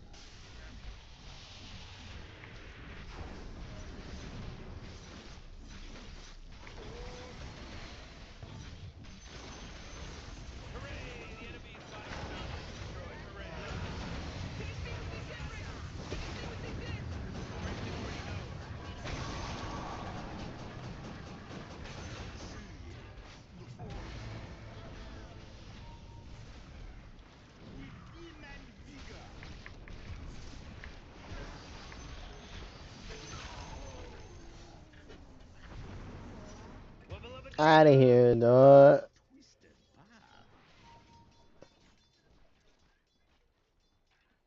Very fine.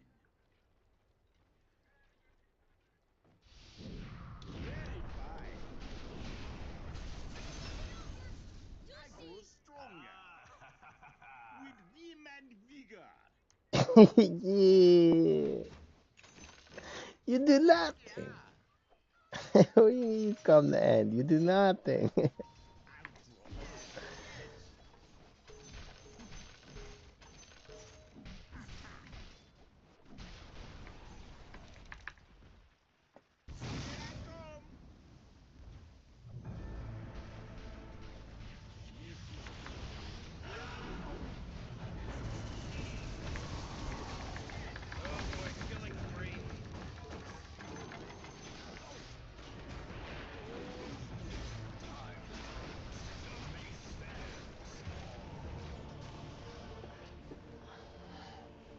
Oh, Rick, he's dominating now. He's dominating. Double kill. Feeling good, man. Thought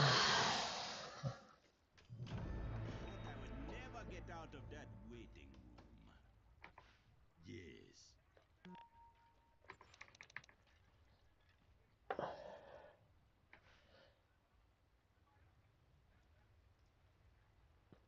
Forward.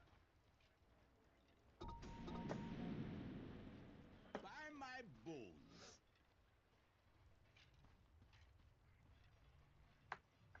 A twisted path. They're fighting against your middle barracks right now. On my round.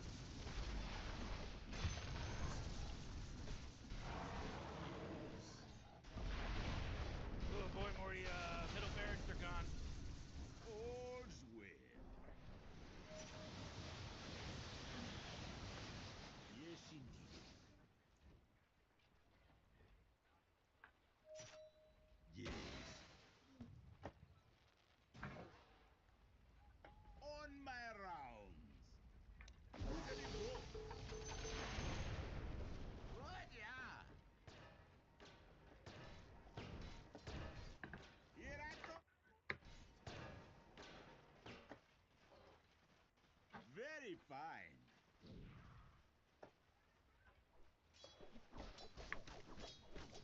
Yes, sir. Forward. A twisted path. With vim and vigor. Yes. By my bones.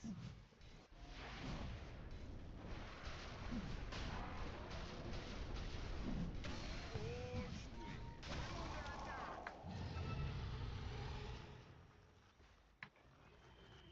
Yes. On my round. Ah. Very fine. Boom, there it goes. What, yeah.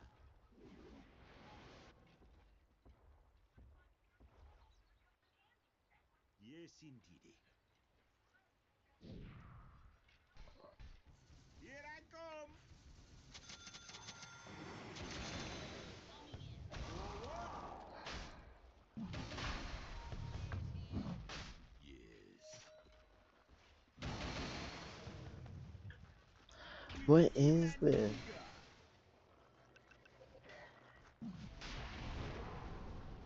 By my bones. A twisted path.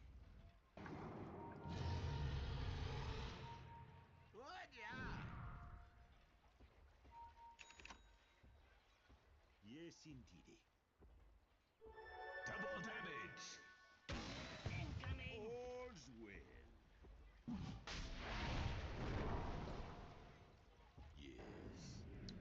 Yes. Let's just play over it. Very fine.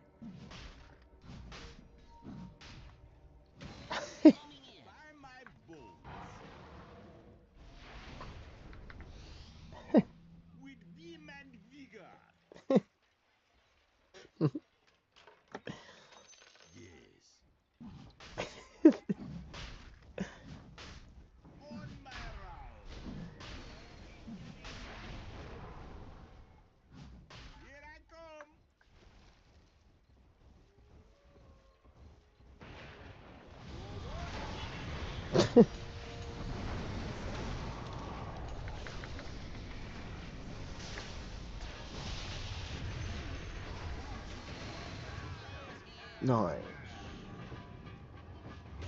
Just gonna ride it out. Double kill. Oh man. Very fine.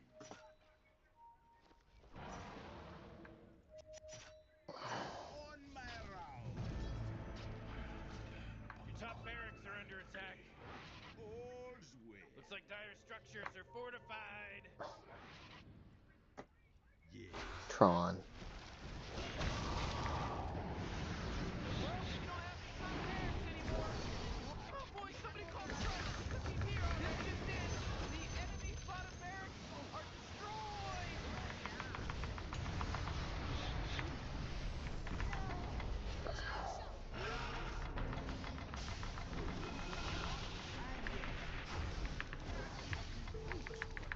By my bow.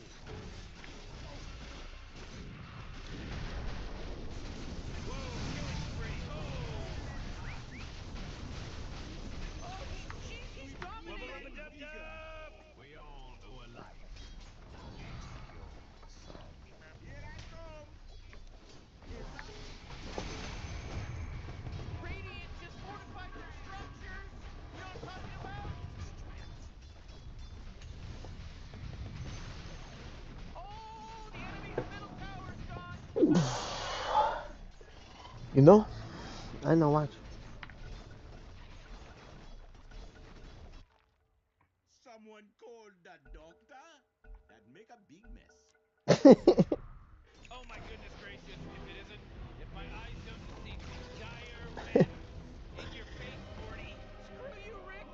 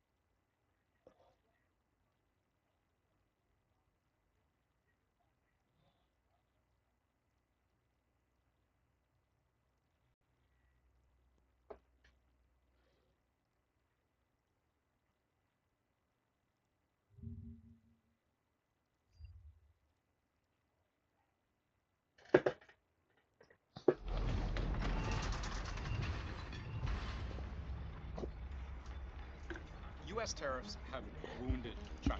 Carnage, panic, bloodbath doesn't even begin to cut it. Chinese markets deep in the red. Now Hong Kong stocks plunged the most in almost 3 decades. For us, it's a national security challenge because rare earths go into almost every form of defense technology, from fighter jets and warships to missiles and tanks. China has suspended the export of certain critical minerals to the United States in response to Donald Trump's trade war. Well, China raised the stakes. It announced a raft of countermeasures. China wants to bring the entire United States military to its knees. And the impact of that is being felt all around the world. In a retaliatory move against Donald Trump's Liberation Day reciprocal tariffs, the Chinese government has just placed heavy export controls on 7 types of rare earth minerals. This is in addition to the critical minerals like gallium, germanium, and antimony that they already banned for export to the US. You may not have heard of them before, but they are the key elements that power every part of advanced American technology. And unfortunately, China manages almost 100% of the world's processing and mining of these minerals. Without them, the US military is exposed, and America is left vulnerable. Let's explore the situation in depth and see just how China is trying to corner Washington. To begin, rare earth minerals are a group of 17 crucial elements, and China's restrictions on the US includes the main ones, which are dysprosium, terbium, yttrium, lutetium, scandium, samarium, and gadolinium. These minerals are essential for a wide range of high-tech applications that we'll talk about in just a second. While the minerals themselves are not especially rare in nature, extracting and refining them is challenging and expensive. China dominates this global supply chain, and this means that any restriction or ban from them has a ripple effect on industries across the globe. To fully appreciate the chokehold that the US is in, let's dive deeper into the applications of these minerals. We'll start with the military applications to see why the Pentagon is sweating bullets. Simply put, rare earth minerals are the backbone of military technology. They quietly support the advanced systems that keep modern national security systems running smoothly. Minerals like dysprosium and terbium are crucial for making rare earth magnets, which are the strongest and most heat-resistant magnets available. These magnets are used in missile guidance systems, ensuring weapons can hit their targets accurately under extreme conditions. They're also found in unmanned aerial vehicles and advanced fighter jets like the F-35. The F-35 alone contains hundreds of pounds of rare earth elements that power its radar systems, its engines, and its stealth technologies. Without dysprosium and terbium, the reliability and precision of these systems would take a hit, affecting their performance in critical operations. Yttrium is another mineral that plays a huge role in military technology. It's a key mineral for lasers used in targeting systems, making long-range strikes precise and effective. Yttrium is also essential for infrared optics, which are the foundation of night vision goggles and thermal imaging devices. These tools give soldiers a major tactical advantage when visibility is low, whether it's during a nighttime mission or in a foggy, challenging condition. Without access to yttrium, these crucial capabilities could falter, leaving military personnel without the tools they need to operate effectively. Then there's scandium and lutetium. Scandium is used in lightweight aluminum alloys that are crucial for military aircraft. These alloys are strong yet light, which improves the maneuverability and fuel efficiency of fighter jets and drones. Lutetium, which is less commonly talked about, is extremely important for radiation shielding and advanced X-ray detectors. In high radiation environments, such as nuclear submarines or near reactors, these technologies protect personnel and equipment, ensuring operations run safely and securely. Samarium and gadolinium also have unique roles in defense. Samarium is used to create magnets that resist corrosion and demagnetization, making them perfect for harsh environments. These magnets are found in electronic warfare systems that can disrupt enemy communications and radar, giving the US a strategic advantage on the battlefield. Gadolinium, on the other hand, is used in sonar systems for naval operations. Submarines rely on gadolinium-based sonar to detect enemy vessels and navigate underwater terrains, critical for maintaining dominance at sea. And as you can see, all these are entirely critical for military purposes. Now, as many of you guys know, tariffs have rattled global markets, but antimony, a metal critical to defense, remains exempt. That's huge, because the US military can't function without it. Antimony is essential for ammunition, missile guidance systems, and even nuclear weapons. Yet, China and Russia dominate supply, while US production is nearly non-existent. Now, China's ban export has sent prices soaring to $60,000 a ton. The Pentagon is scrambling, with just 17 days of reserves left. That's where military metals comes in. Their European project holds over 60,000 tons of high-grade antimony, worth $3 billion at current prices, based on Soviet-era estimates being upgraded today. They also hold the West Gore mine in Canada, with stockpiled ore ready for processing. With the US already investing $1.83 billion into securing antimony, and NATO defense spending projected to hit $1.5 trillion, Military metals could be the next major beneficiary. Military metals is one of the few real Western plays on antimony. And without antimony, modern warfare doesn't happen. Investors are just starting to wake up to this. Antimony prices are through the roof, and military metals is poised to ride the wave. Now, let's talk about gallium and germanium, critical minerals that China also banned. Though not technically rare earths, they are just as important. Gallium is vital for semiconductors, which power advanced computing and communication systems and military applications. These semiconductors are used in radar systems, satellite communications, and secure encryption devices that keep military operations running smoothly. Germanium works hand in hand with gallium in fiber optics, which are essential for secure communications, as well as infrared sensors used in surveillance and targeting. Together, these materials ensure that critical information flows reliably during defense operations. Tungsten is another standout material. Its strength and ability to withstand extreme temperatures makes it indispensable for armor-piercing ammunition and missile casings. These weapons must perform under intense conditions, and tungsten guarantees their durability and effectiveness.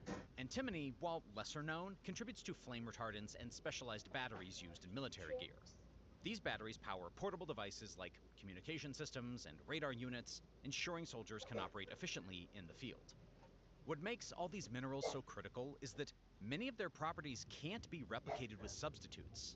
Their unique qualities, whether it's dysprosium's heat resistance or gadolinium's ability to enhance sonar, make them irreplaceable in defense technologies.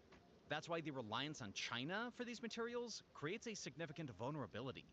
Soon, we'll talk about how we got here, and how Beijing managed to trick the world into letting it have a monopoly in the first place. Beijing's current decision to impose export restrictions isn't just an economic move. It's a strategic play in the ongoing geopolitical rivalry. By limiting access to these materials, China can disrupt the production of essential military technologies, delaying the defense readiness of the US and increasing costs for alternative sources. For the US, this is a huge challenge. Rare earths are used not only in current systems, but also in next-generation technologies like hypersonic missiles, autonomous drones, and advanced cybersecurity tools. If supply chains are interrupted, the US risks falling behind in military innovation, potentially ceding technological superiority to competitors. In essence, the minerals targeted by China's export restrictions are far more than raw materials. They are the foundation of military strength and technological advancement. That being said, we also need to remember that this ban isn't just about military supplies. It's hitting everyday items that most of us rely on. This goes from phones and laptops to electric cars and, even refrigerators. What many don't realize is just how heavily reliant our everyday life is on the use of these minerals. Take gallium and germanium, for example. They're essential for making computer chips, and those chips are in nearly everything: your phone, your car, and even in your smart home gadgets. Just a tiny bit of gallium is needed for each chip, but when you consider the billions of chips produced every year, the numbers add up fast. With China controlling most of the global supply of these materials, companies like Intel and Qualcomm are now scrambling to find new sources. The really bad news? The shortage is driving up prices. If you're planning to buy a new phone or a laptop, you might end up paying more. Think of an extra $100 for your phone or an extra $200 for your laptop. And that's just the start. The auto industry, especially electric vehicles, is feeling the pinch too. Batteries for these cars depend heavily on graphite and antimony, and China has long been the dominant supplier. For instance, Ford's popular F-150 Lightning electric trucks needs a staggering amount of graphite for its batteries. But with China tightening the rules, prices for these materials are skyrocketing. Since the ban started, antimony prices alone have surged by 200%, which means electric vehicles could end up costing $5,000 more. This price hike makes it even harder for everyday people to afford an electric car, which isn't great news if you're considering a greener vehicle anytime soon. Zooming out on a wider lens, you'll see that if this continues, as it likely will, a 6-month magnet shortage could halt 80% of global EV production. This will mean an estimated 5.6 million vehicles lost, costing automakers about $150 billion in lost revenue and tons of government taxes. Hybrid vehicles dependent on lanthanum and nickel metal hydride batteries face similar delays. These setbacks risk prolonging fossil fuel reliance and derailing climate goals. And while we're still on EVs, we must give graphite the individual attention it deserves. This material is crucial in making electric vehicle batteries, especially in the anodes of lithium-ion batteries, which are essential for the growing EV market. What makes the situation even more pressing is the increasing demand for graphite in the US. Analysts project that by 2034, the country's need for this material will surge by more than 600%. Such massive growth in demand means that the US can't afford interruptions in its supply chain. Without access to graphite, industries like EV manufacturing and other tech-reliant sectors might experience serious delays and rising production costs, creating setbacks in the shift to greener technologies. This will undoubtedly result in steep increases in prices. And it's not just about higher prices, though. The ban is also going to slow down manufacturing. Banned super-hard materials like synthetic diamonds are used in precision cutting tools for making cars and other goods. Tesla, for example, relies on these tools to produce its electric vehicles. Without access to these materials, production slows down, which means fewer cars and longer wait times for customers. General Motors, which had an ambitious plan to ramp up electric vehicle production, might fall short because of these delays. The financial impact is huge, as companies are losing billions, and now that's spilling over into the job market. Let's talk about jobs. Thousands of workers are at risk. The tech sector, in particular in Silicon Valley, employs 500,000 tech workers who depend on a steady supply of computer chips. If shortages drag on, companies might cut thousands of jobs. It's a similar story in the automotive industry. Plants in places like Detroit support tens of thousands of workers. But slowdowns in production could force companies to cut shifts or even lay off employees. That is very nice of Even you. retail workers in I keep electronic not stores putting this might feel the copper squeeze card if higher back. prices lead But to it's just slower been sales. precisely All in all, this isn't just a big problem for corporations or the military. It's affecting regular people like you and me, and our livelihoods. The economic impact of all this taking effect is staggering. The US alone could see billions shaved off its economy because of this minerals ban. When prices for everyday items like phones, laptops, and electric cars goes up, people have less money to spend elsewhere. That hurts local businesses, from coffee shops to car dealerships, and the ripple effects are felt far and wide. Globally, other countries are dealing with their own challenges, and we'll dive into that soon. Spoiler alert, Taiwan, South Korea, and Japan are among those hit the hardest. The ban is also throwing a wrench into clean energy goals. Graphite and germanium are critical for renewable energy technologies like solar panels and wind turbines. For instance, solar farms use a lot of graphite to store energy, and wind turbines need special batteries to keep electricity flowing steadily. Without these materials, efforts to transition to green energy are slowing down, which could make it harder for countries to meet their climate targets. To give you an idea of how dependent we are on Chinese rare earths for energy, a typical 3 megawatt GE wind turbine requires 2 tons of rare earths. The US aims to deploy 30 gigawatts of offshore wind by 2030, but a magnet shortage could delay 50% of planned capacity. Existing turbines will face maintenance crises. Replacement parts for aging installations, like those in Texas's onshore farms, could take years to source. Solar panel production, dependent on terbium and europium for photovoltaic cells, face similar bottlenecks. To sum up all this distress, things are, they're pretty messed up. And China has all the cards to play. Though it might seem like this ban has come out of nowhere, the tensions have been brewing for some time. The United States and China have been locked in a tense and ongoing rivalry that covers trade, technology, and resources.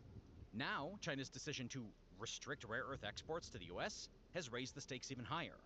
While this move appears targeted and economic on the surface, it is deeply tied to a history of escalating actions on both sides, each trying to safeguard their strategic and economic interests.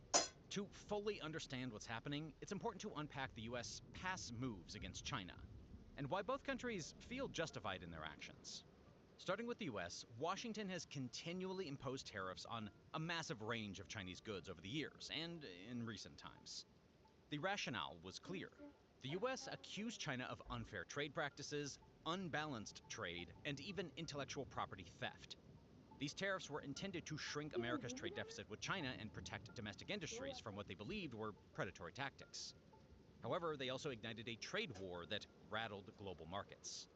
China was never going to just sit quietly. They retaliated with their own tariffs on US goods, aiming directly at sectors like agriculture, which are vital for the American economy.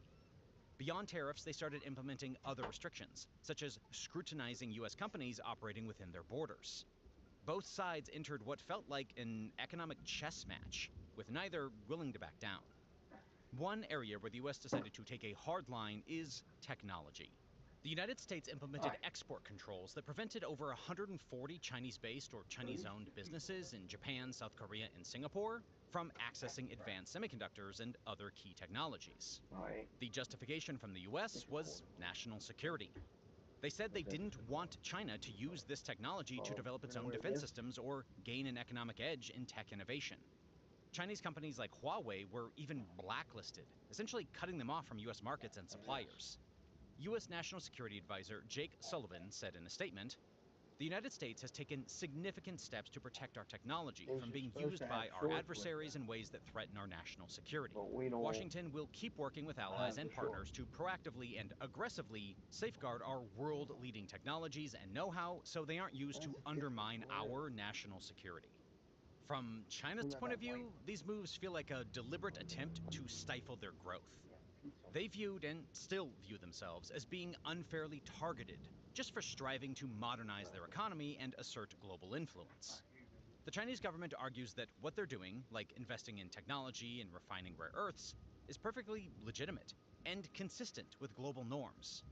To them, U.S. policies are just a cover for protectionism.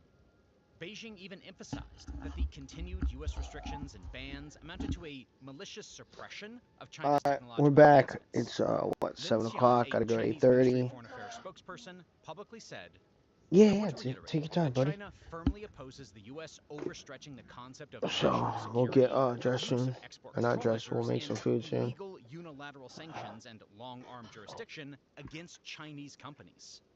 Even the China Association of Automobile For real. Manufacturers has made public complaints, stating that the U.S.'s behavior violates the laws.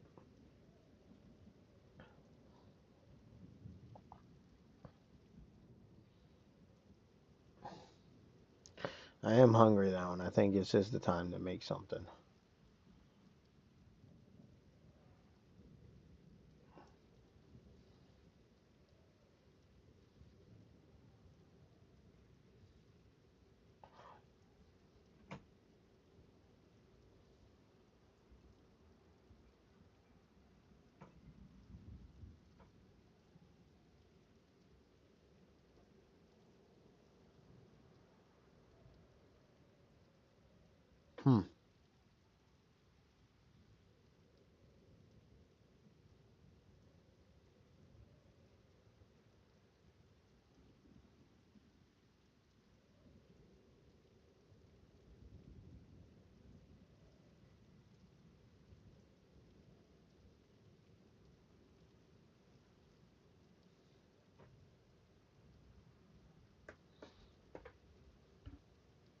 Can't wait for this.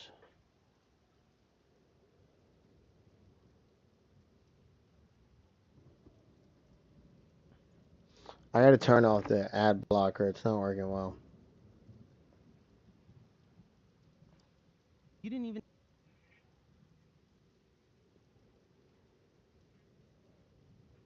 Russia. I am sick and tired of these appointments. RFK Jr. is literally.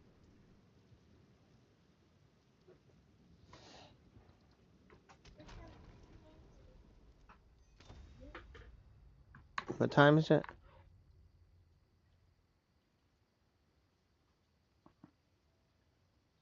Yeah, if I'm gonna eat, I should eat now. Alright, let me start cooking it. It's probably just gonna be some tater tots.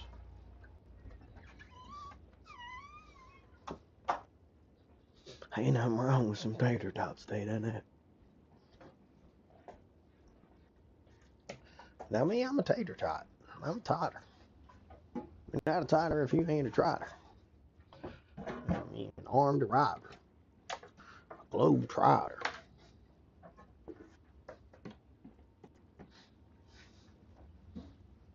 A tater totter.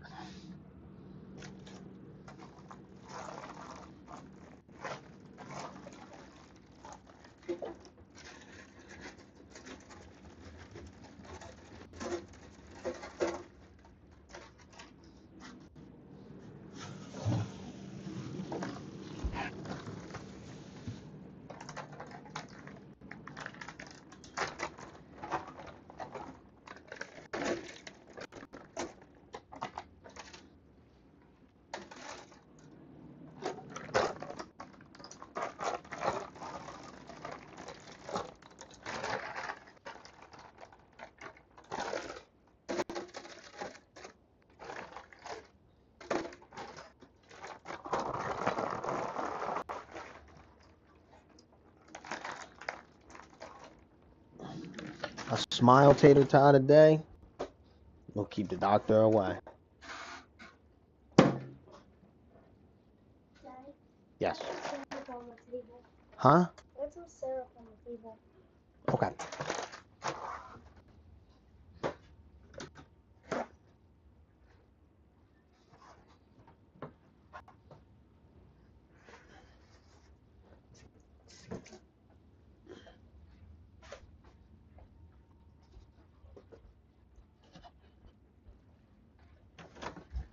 All right, we're at.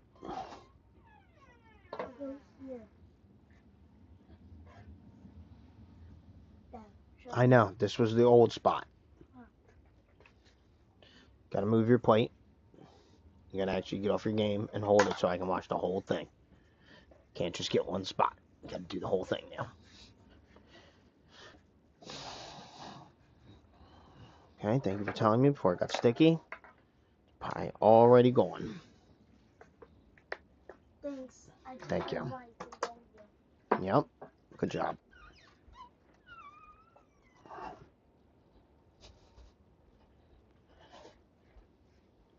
Alright. Looks really red. Let me make sure it's not on broil. No.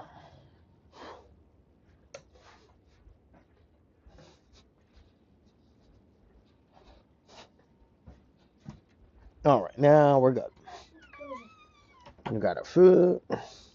We got our clothes. Which I don't know where the one shorts are for them, but we're gonna do some wash.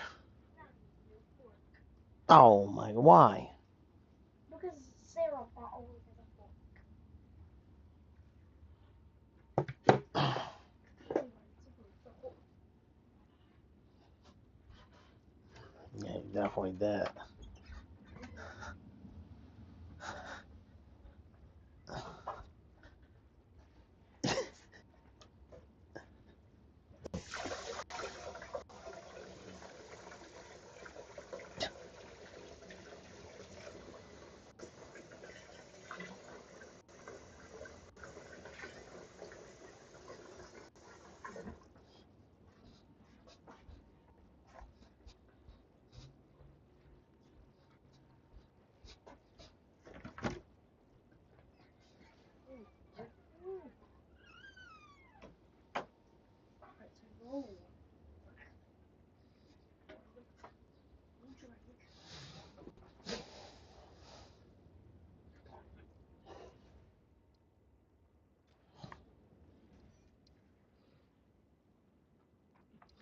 All right, now we're gonna continue. We got a skill point earlier.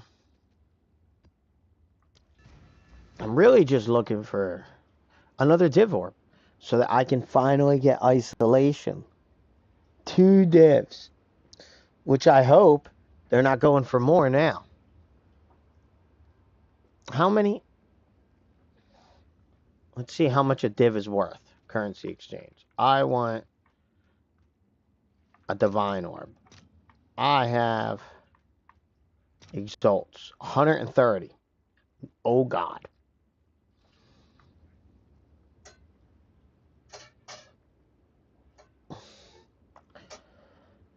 Oh man.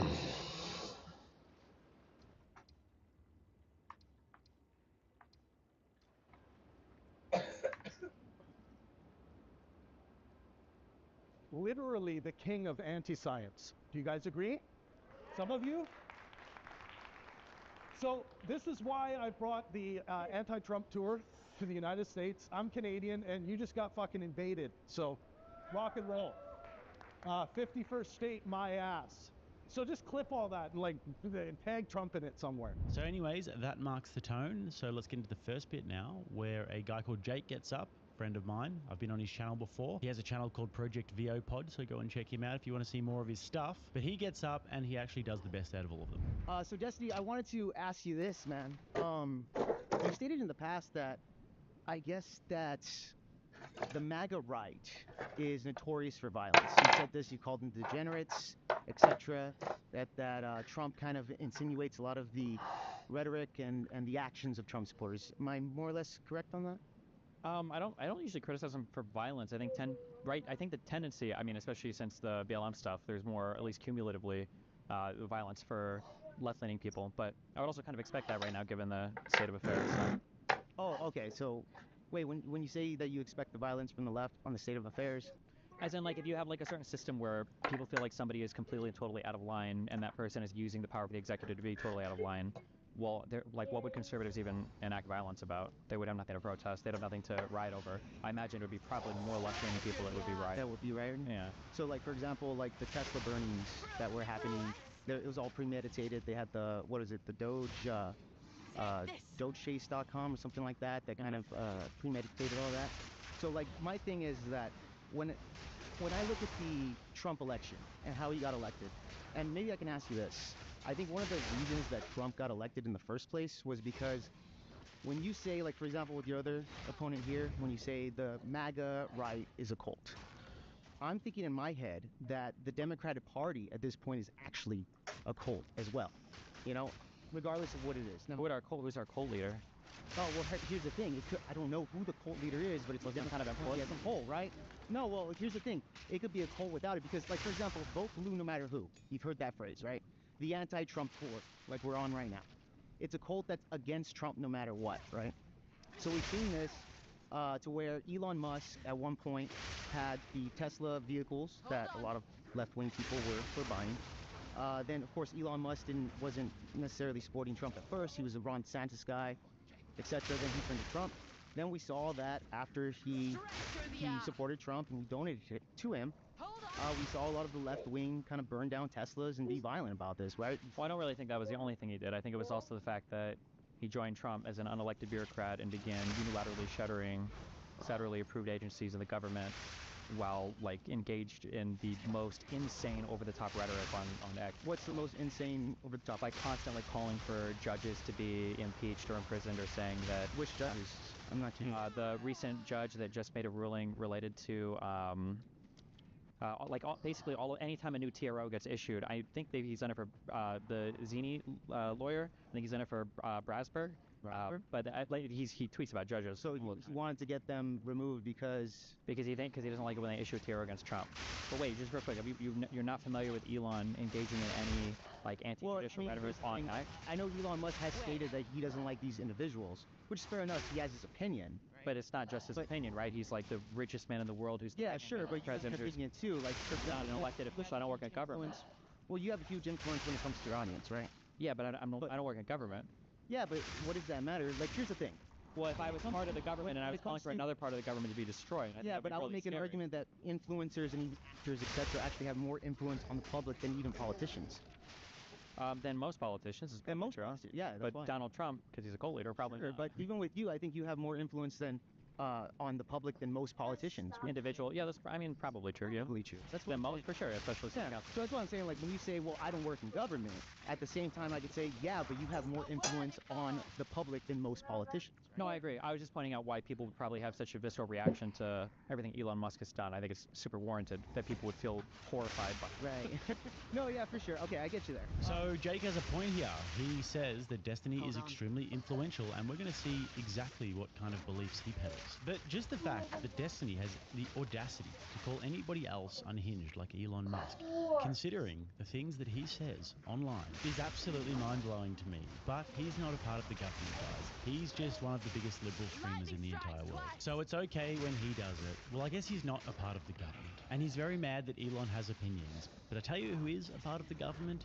Kamala Harris, when she was bailing out BLM terrorists. She actually raised funds to bail out criminals.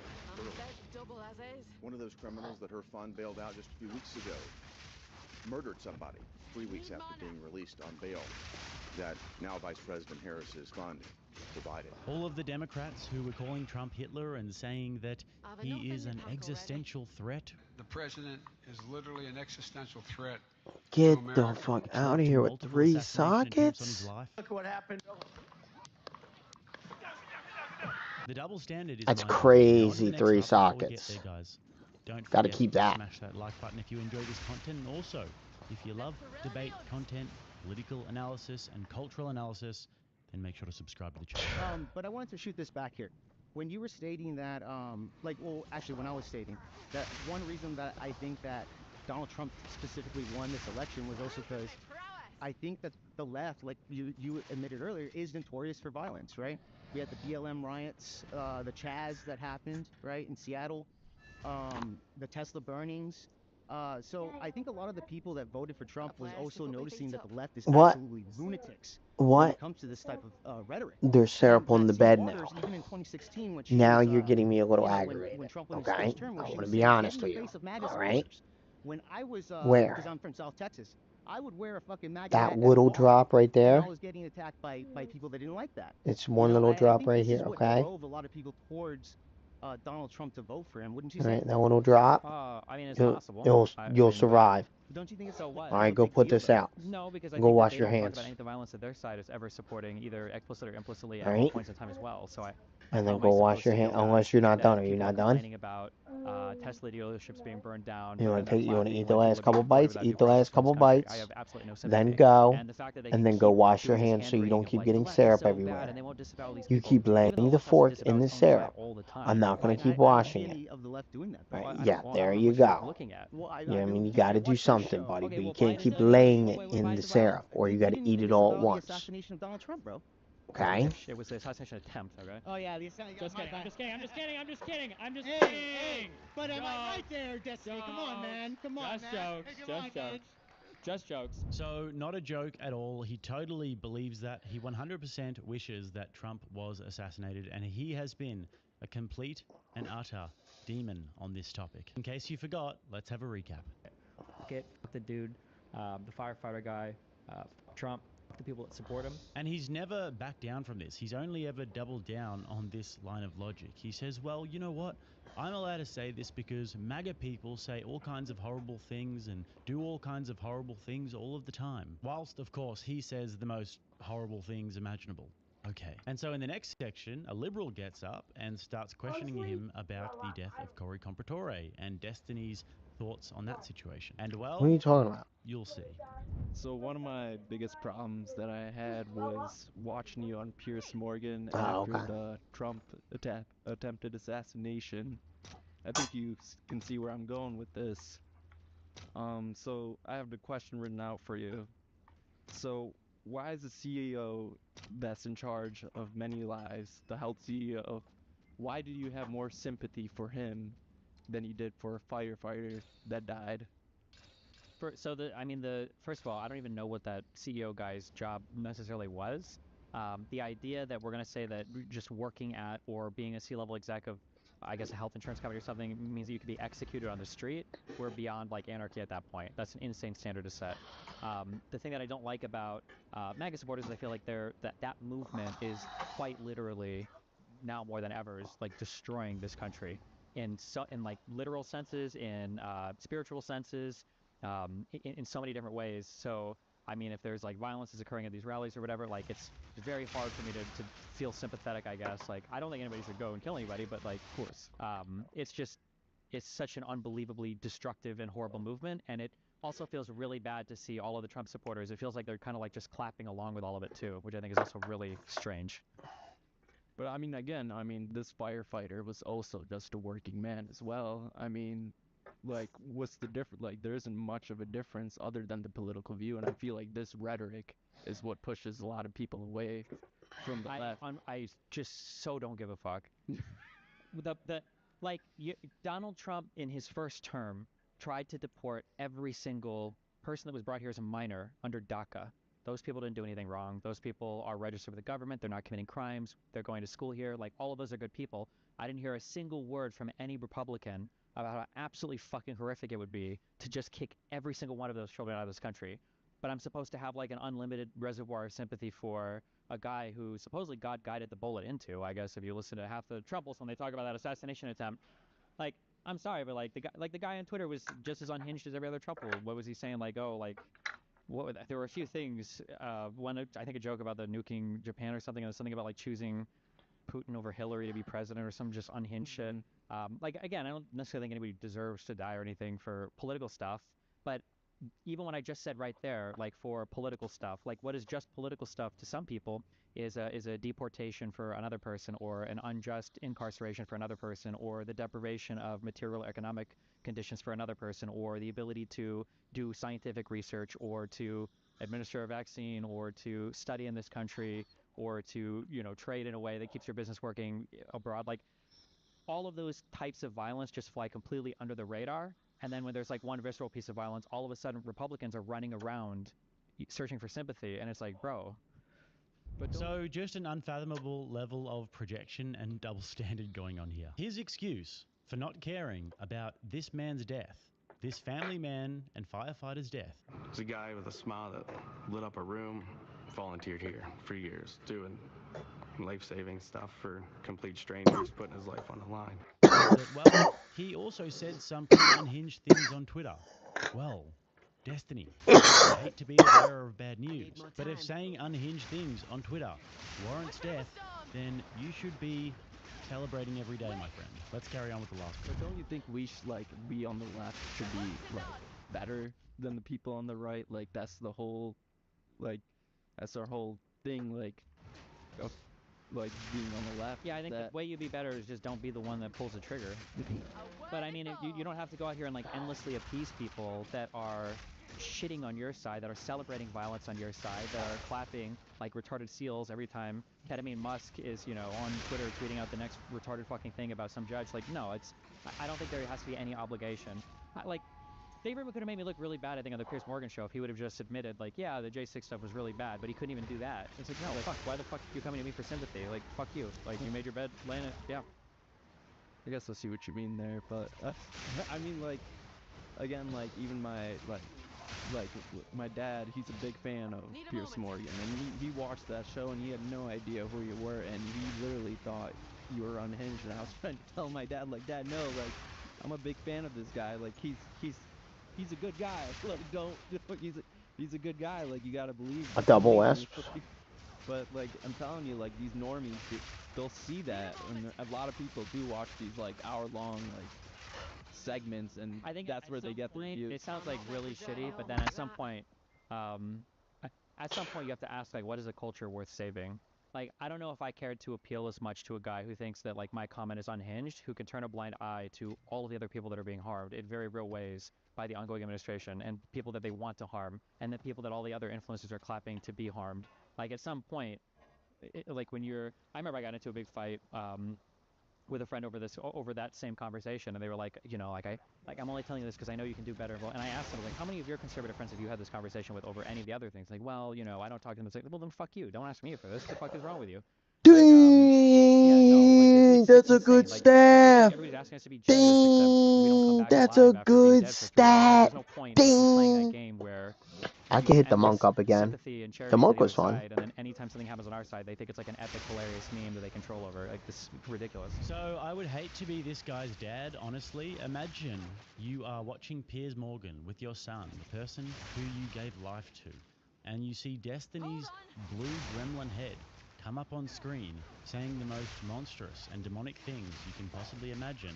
And you're just a normal human being who observes what is happening and says, wow, that guy's really unhinged. I don't like that guy. And your son starts saying to you, no, Dad, trust me. He's a really great guy. You got to believe me. That would surely be a moment of deep contemplation for where he went wrong to this guy's poor father. But if you listen to what Destiny's saying here, and he's dug himself into such a big hole that he has to say this sort of thing at this point. He's saying that I don't like the MAGA policies. I don't like what MAGA people do and say.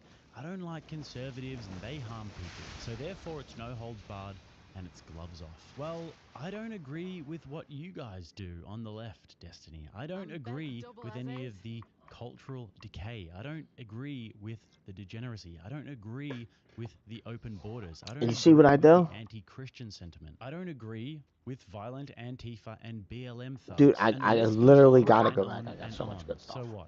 Do I deserve a free pass? So that's the debate. But at the end, they had a bunch of people coming and getting posters signed from Destiny. And these are fully grown men that are probably going to go and put the posters in their bedroom or something. And this was actually the music they played over it. This is not even me putting music over and trolling. You and I Like it here.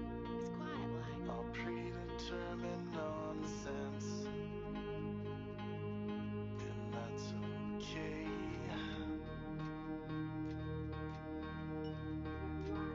You and I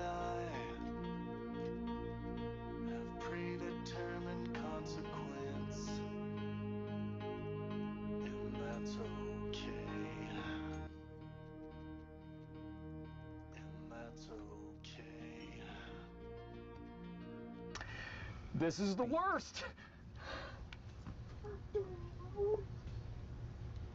So, I mean, I don't even know really what to say, guys. I mean, choose your path wisely.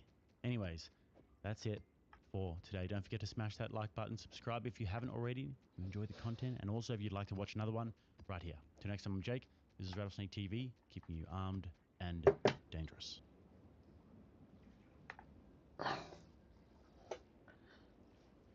718. We gotta take the Discord down. We gotta turn Steam off.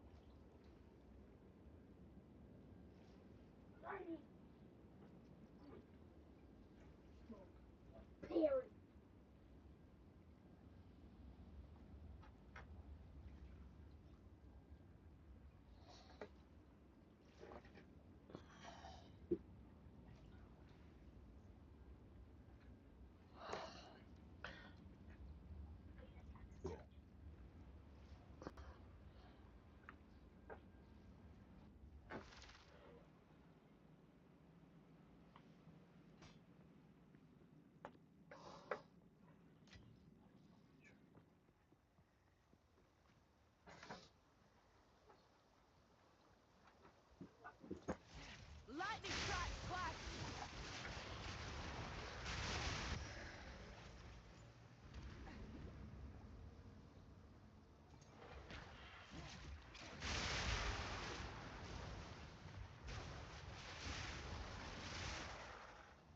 Need a moment.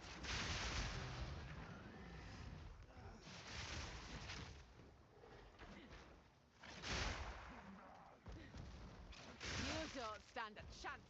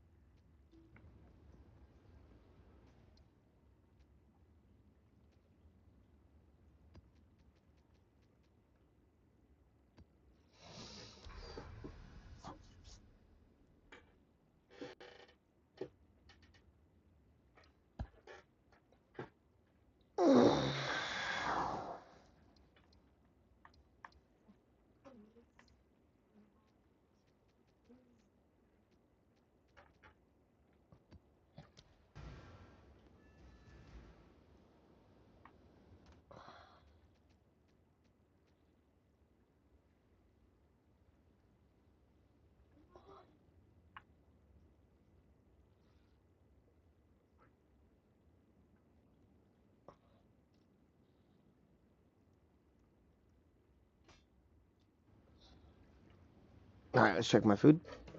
Then we'll do another map. Do you need to tie? Let me see your pants. Come here. Stand up.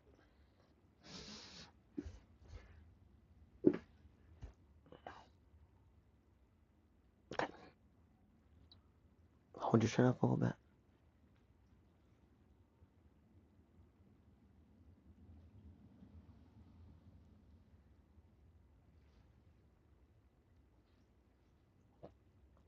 Better? Yep. Okay. You gotta let me know if it's too loose like that because they always have strings so that they don't fall down. You can't just be walking around with loose pants.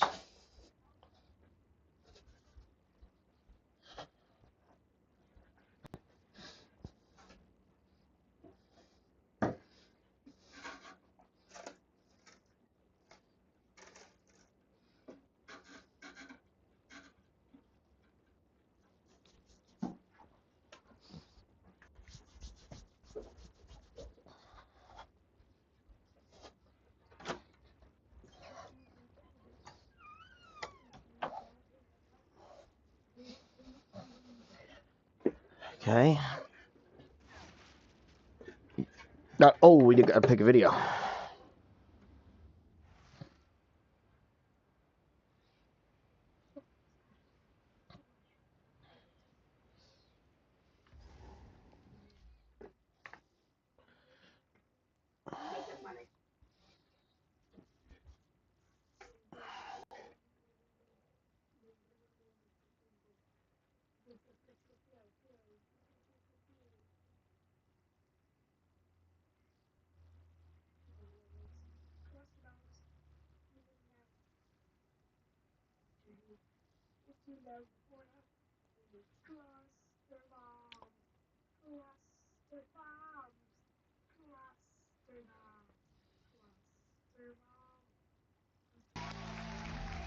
All right. Thank you very much. Thank you very much.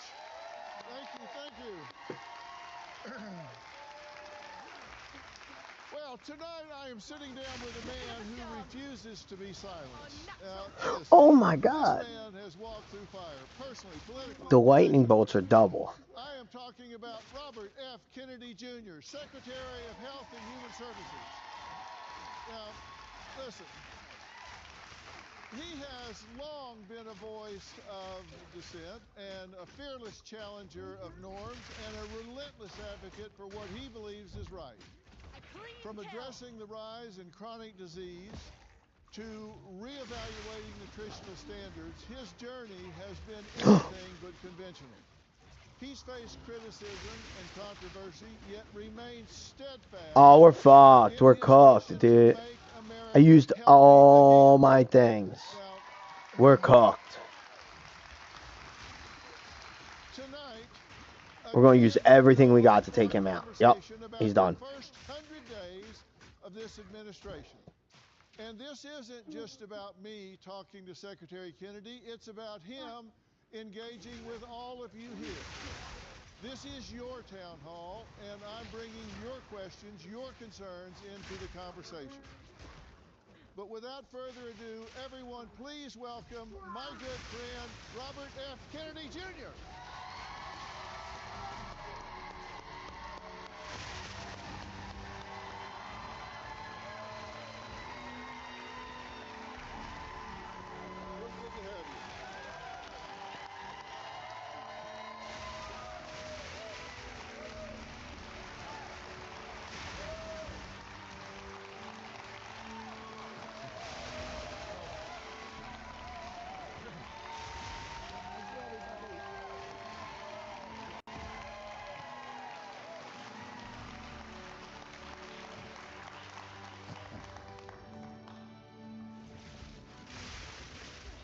Well, what am I, chopped liver? I mean, you don't act that way when I come out all the time.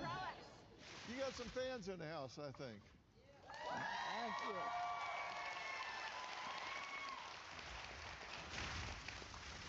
Listen, thank you for being here. It's good to see you again. We haven't seen each other for at least weeks. So you've been really busy. Fingers crossed. I have been, and thank you for all your support during the campaign and ever since. You've really, I think, done more than any other media figure in helping to tell people about the movement and to encourage people and to drive it. Well, I'm a strong believer in what you're doing, and people ask me about that, and they ask me what you're really like, and they say, does he believe everything that he says? Is he as committed as he says, or is this all political rhetoric? And I can honestly tell people, having gotten to know you and spent the time that we have together, that not one bit of it is political rhetoric. It would be so much easier on you if you were talking politics, but these are things that you are seriously committed to and have been for a long, long time. You're not a Johnny-come-lately to this wanting people to be healthy again. Oh my God. Back to America. This is something And exile at the same time. You dare think I can't beat two uniques in it? And in exile, you dare think I would not? Average Americans helping people Now he's got to go. that they didn't have access to get to places they couldn't ordinarily get. That's the way you were raised. Is that a fair statement? Oh, he's got regenerating life. That's why I'm like, how is he still alive? But I almost killed her. Advocacy. I started the biggest environmental group, clean water group in the world, and it's called Water Keeper, and it's still, I should have moved. I don't know why I do that sometimes. I get too... water keepers, each with a patrol boat on a local waterway that sue polluters. It's the regenerating life ones, because you got to be so careful. And then he's got the violating crags. So I can't... They force me to have to, like, back away and let him get XP. And once the fight starts, there's so many like that, I just basically have to just poke one time, which he heals through. CDC recommended the flu vaccine, which is loaded with mercury, for pregnant women in any month of pregnancy, for children at 6 months, and every year thereafter. And they're actually getting more. A kid today could get almost twice as much thimerosal as children in 2003. So there was never any break. And it's a neurotoxin, a very potent neurotoxin. It's associated with all kinds of neurological and autoimmune illnesses in kids. I wrote an article about that, and it really changed the course of my life. It wasn't something that I chose to do. And it was, you asked if this was a sort of a political choice for me. This was literally the worst career choice that I could have made. I lost friends immediately. I lost a lot of family members. I lost a lot of my allies in the environmental movement, relationships that I built up, political allies that I built up for my whole life. And it's only, but I kept working on the issue, and it was only by hook and crook, divine providence, that I ended up here. It certainly was not a plan. No, I know that it wasn't. But now you've pushed back against authority in the United States, particularly authorities, particularly lately, with regard to health. You now are the health authority in the United States, sitting atop the Health and Human Services with 82,000 employees and a $1.7 trillion budget, which represents nearly a third of the entire federal budget. I mean, do y'all realize this is a third of the entire federal budget and 7% of the GDP? This agency is twice the size of the Pentagon, which is the next largest. Yeah, twice the size of the Pentagon. Our defense budget is dwarfed by it, and this is something that is so staggering to me, because we have the highest healthcare cost and the poorest healthcare delivery of the other 37 developed nations that it's compared to. You intend to change that. We spend 2 to 3 times what any other country in the world spends on healthcare, and we have the worst outcomes. We're literally the sickest people in the world. We have the highest chronic disease burden of any country in the world. During COVID, we had the highest death rate from COVID of any country in the world. So we had 16% of the COVID deaths in the United States, and we only have 4.2% of the world's population. And so it's a mystery why people are getting awards and kudos and applause for managing COVID in this country, because we literally did worse than any country in the world. That was crazy. CDC, you know, why did we do so poorly? They say, well, it's not our fault. It's They literally killed me as I was which, by the way, put is my their thing fault. back. But That was crazy how fast they killed me. Why did they? the CDC said the average American who died I can't believe they killed me so fast. and so they Oh. obesity or diabetes or asthma and another thing, or some other combination of chronic disease, and that's really what killed them. These were people who were so sick that they were basically hanging from a cliff, and COVID came along and stamped on their fingers and dropped them off. But they were already living lives that were burdened by sickness. And what we need to do as a country, you know, we're really, if you look at the data today, the fertility of our kids is down. A teenager today has half the testosterone of the 68-year-old man. We have they have half the sperm counts of an older man. Our girls are hitting puberty 6 years early. Now, earlier than historic levels, they're hitting puberty between 10 and 13 years old. And these are all, and the infertility is now going up in women and men. We have 74% of our kids cannot qualify for military service, so it's a national security issue. And we're spending, you know, I met with the health minister of Indonesia this week, and he said in his country they spend $3,300 a year per patient, and they have a lifespan, an average lifespan of 84 years old. We spend $12,000 a year per patient per capita, and we have a lifespan of 79. We used to have the same lifespan. What is that, dude? Like, everybody's dying. It's just. And we've stayed stagnant. So we're spending 4 times as much, and our life expectancy's going down. Something's wrong. I mean, clearly something's wrong. And the chronic disease among children has gone up. We're spending our insurance dollars, our health care cost in hospitals is basically managing chronic disease at this point. It's not for acute care. 95% of healthcare costs are for chronic disease. When my uncle was president, 3% of Americans had chronic disease. Today, it's 60%. When my uncle was president, and I was a 10-year-old boy, we spent 0 on chronic disease in this country. The first pill that people were supposed to take kind of on a regular basis was the pill. But, you know, we didn't even have treatments back then. But now, it's 95% of what we're spending on healthcare is going to treat chronic disease. So it's destroying our economy. Healthcare costs rise every year. There it is again. Greater than the economy is growing. So this is existential. We cannot keep this up. You know, I talked to the biggest furniture manufacturer in Wisconsin the other day, and we were talking about the tariffs and whether those were going to help him bring manufacturing home, and he said, I don't care how high they raise the tariffs. I cannot manufacture in this country because of the healthcare costs. The healthcare costs that I spend on a single worker, I can pay the entire salary of a Vietnamese worker. Yeah.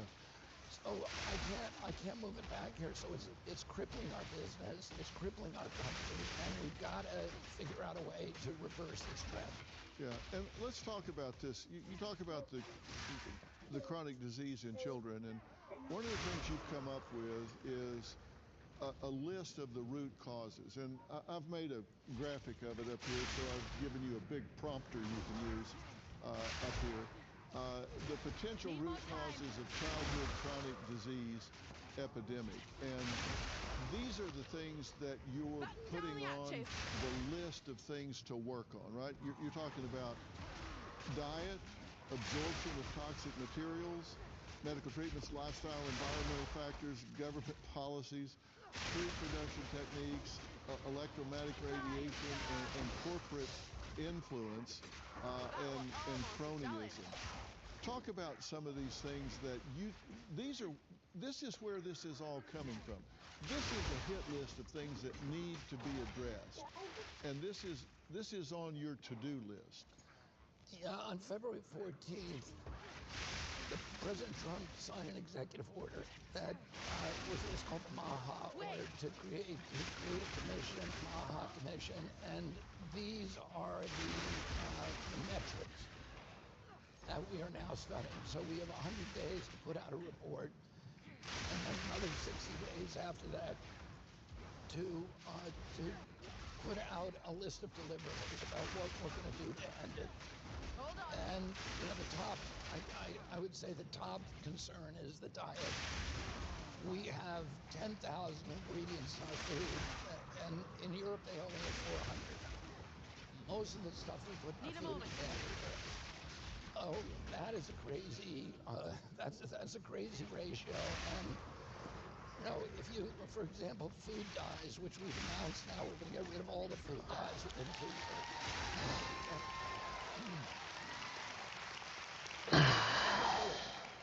Let me put it this way: the petroleum-based synthetic dyes. We can use vegetable dyes. That's what they use in Canada. That's what they use in Europe. If you buy Fruit Loops in this country, it is a completely different product than what you would buy across the border in Canada. The Canadian version of Fruit Loops, which is made by the same company, Kellogg, has only vegetable dyes in it and a limited number of ingredients. In our country, it's all chemical dyes. And the food processors say, if we ask them, why are you poisoning American kids and you're not poisoning Canadian kids? And the answer, of course, is Canada won't let them. But why are they using those ingredients in our country? Because they're cheaper and because the colors are more vibrant. And they found that if the colors are more vibrant, kids want more of them. And that's the problem, is that I was involved kind of peripherally in the tobacco litigation back in the late 1980s. And the tobacco companies were at that time the wealthiest countries, the most cash-rich companies on earth. And they saw the writing on the wall. They saw that they were going to face litigation and regulatory headwinds. They saw that their customer base was shrinking. And they began to diversify. So they targeted the food companies. And by 1994, the two biggest food companies in the world were R.J. Reynolds and Philip Morris, tobacco companies. They took thousands of scientists that were involved in making tobacco more addictive and more attractive, particularly to kids. And they transferred those science to their food division. Bye, Mom. Have a good day at work. Those scientists went into the lab and began creating ingredients and identifying ingredients that make food addictive. So putting in loads of sugar, which is addictive, and sodium, and then developing these ingredients that mimic natural flavors. So they'll mimic a strawberry flavor, for example, and you're hungry for strawberries, and you can smell and taste this ingredient, but it has no nutrients in it. When you eat a strawberry, oh, sorry, my ducks.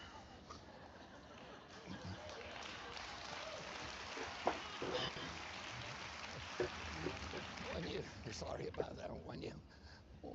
When you eat a strawberry, I'm not you're taking that out, by the way. It's staying in. The quacking duck is staying in. When you eat a strawberry, you're getting nutrients in that strawberry.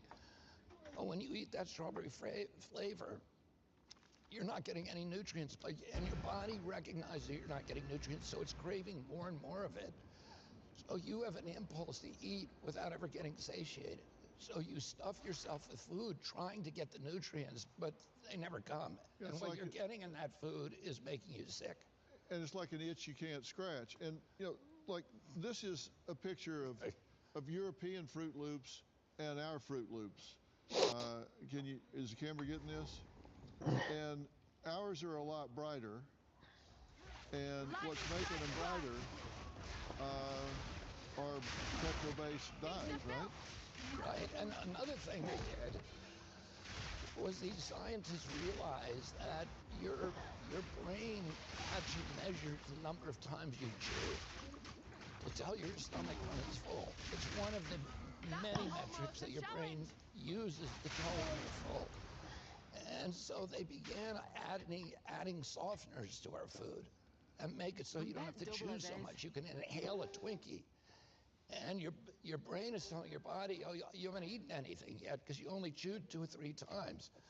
So, you know, these kind of chemicals are designed to make us insatiable, continually eating all day, never full, never satisfied, and getting less and less healthy. And then, of course, there's the chemical, you know, the pesticides and these other artifacts, the residues that are left in our food, and those are not, you know, they're designed to kill plants and animals. And we're an animal, and our microbiome is filled with plants. So, you know, we're literally eating poison. Yeah. I wrote a book a long time ago called The Ultimate Weight Solution, which was not a diet. It was talking about how we eat and interact with food. And I talked about high response cost foods and low response cost foods.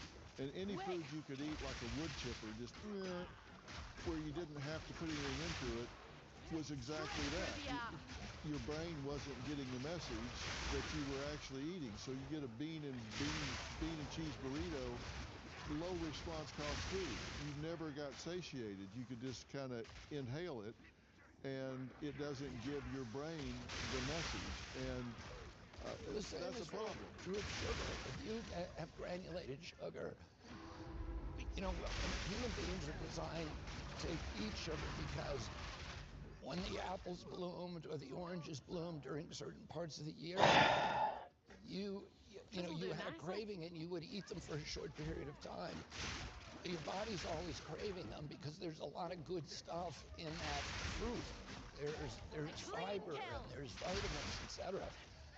If you're eating granulated sugar, your body is craving it, and your stomach and your mind are telling your body, oh, you haven't really eaten anything. Because you haven't had to chew the apple, you haven't had to, there's no effort in it.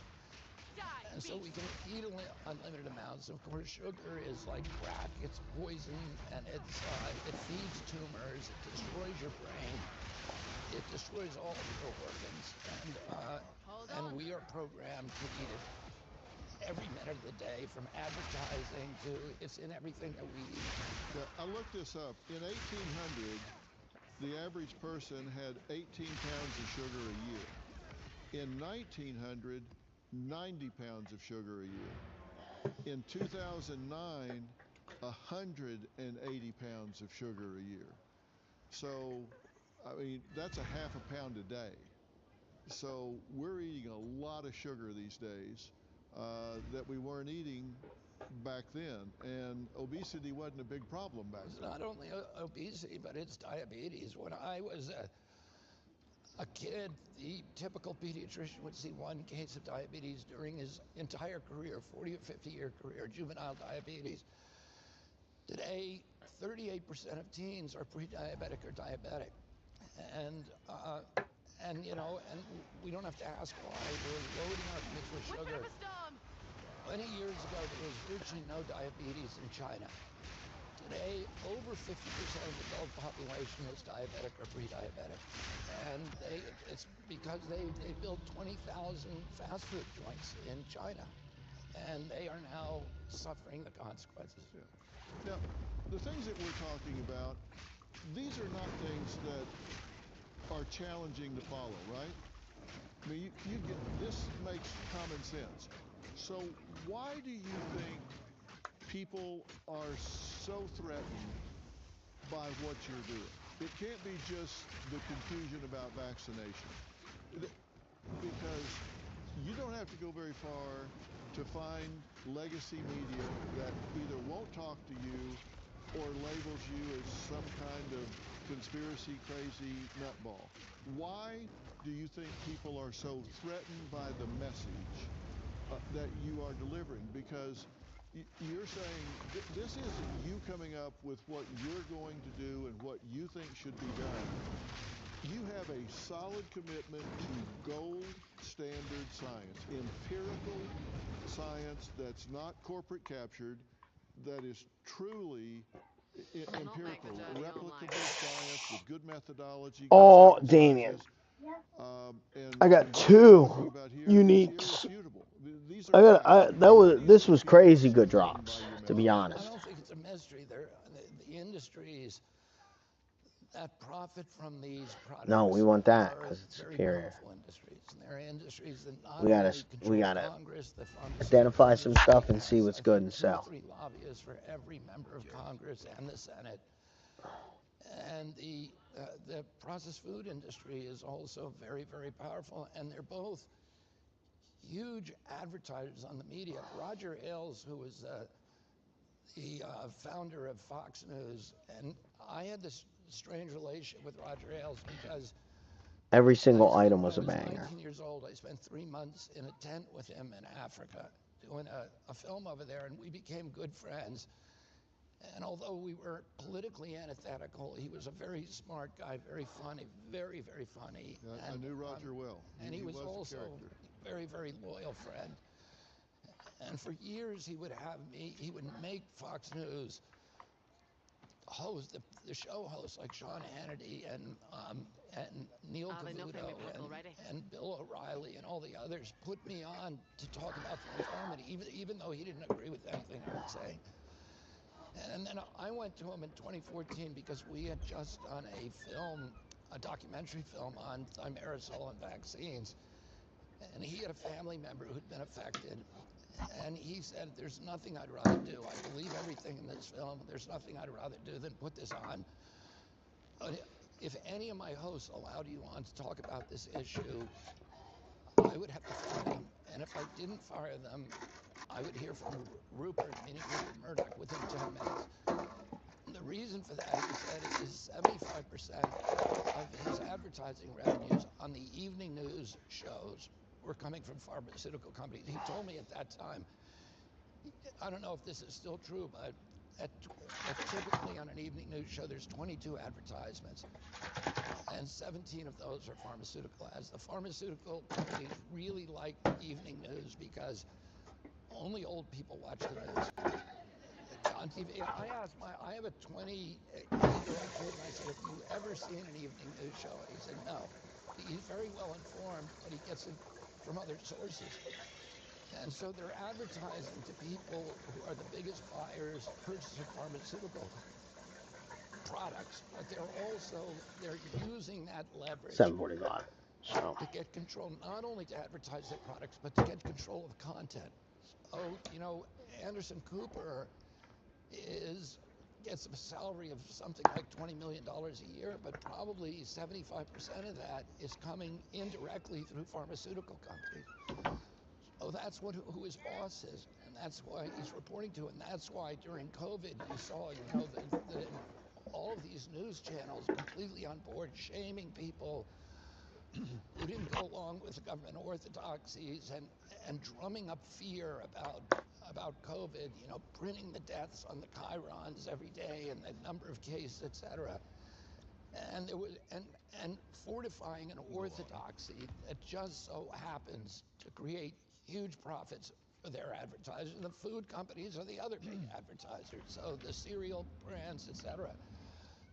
So they have tremendous power over the media, and that's one of the reasons I think that I get such blowback. Has it been worse than you expected since you have taken over? Has the pushback, the character assassination, the twisting of words, the taking out of context, has all that been worse than you thought, or has it been about what you expected? I mean, I'm pretty used to it because I've been doing it for 20 years. And it was always, I've been censored for 20 years. So, and during COVID, I was surprised because they removed me from Instagram. And they said it was because I was passing misinformation. But they could not, when I challenged Instagram on it, they could not point to one post that I'd ever made that had any misinformation in it. Go on.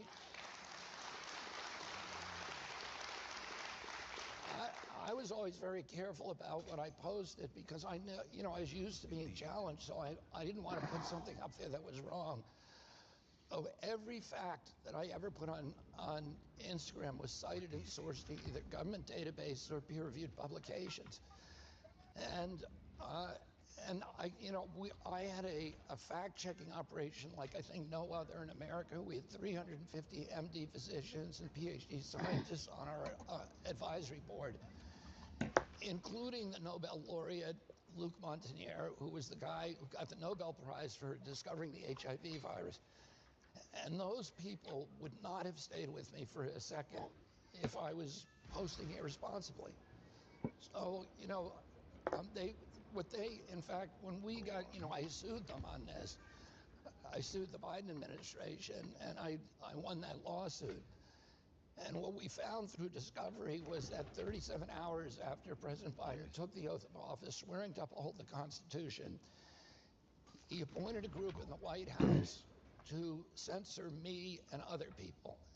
But I was the first one censored, and and we now have the emails between him and this group and Mark Zuckerberg and other people at Twitter, et cetera, which Elon, made public, and thank God for him.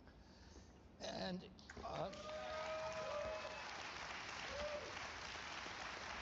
I don't think we'd have free speech in this country if it wasn't for Elon Musk, because he opened up Twitter and he allowed people to see what was actually happening. And by the way, against the advice of all of his attorneys, he turned all these documents over to a bunch of journalists and said, do what you want with them. That's unheard of.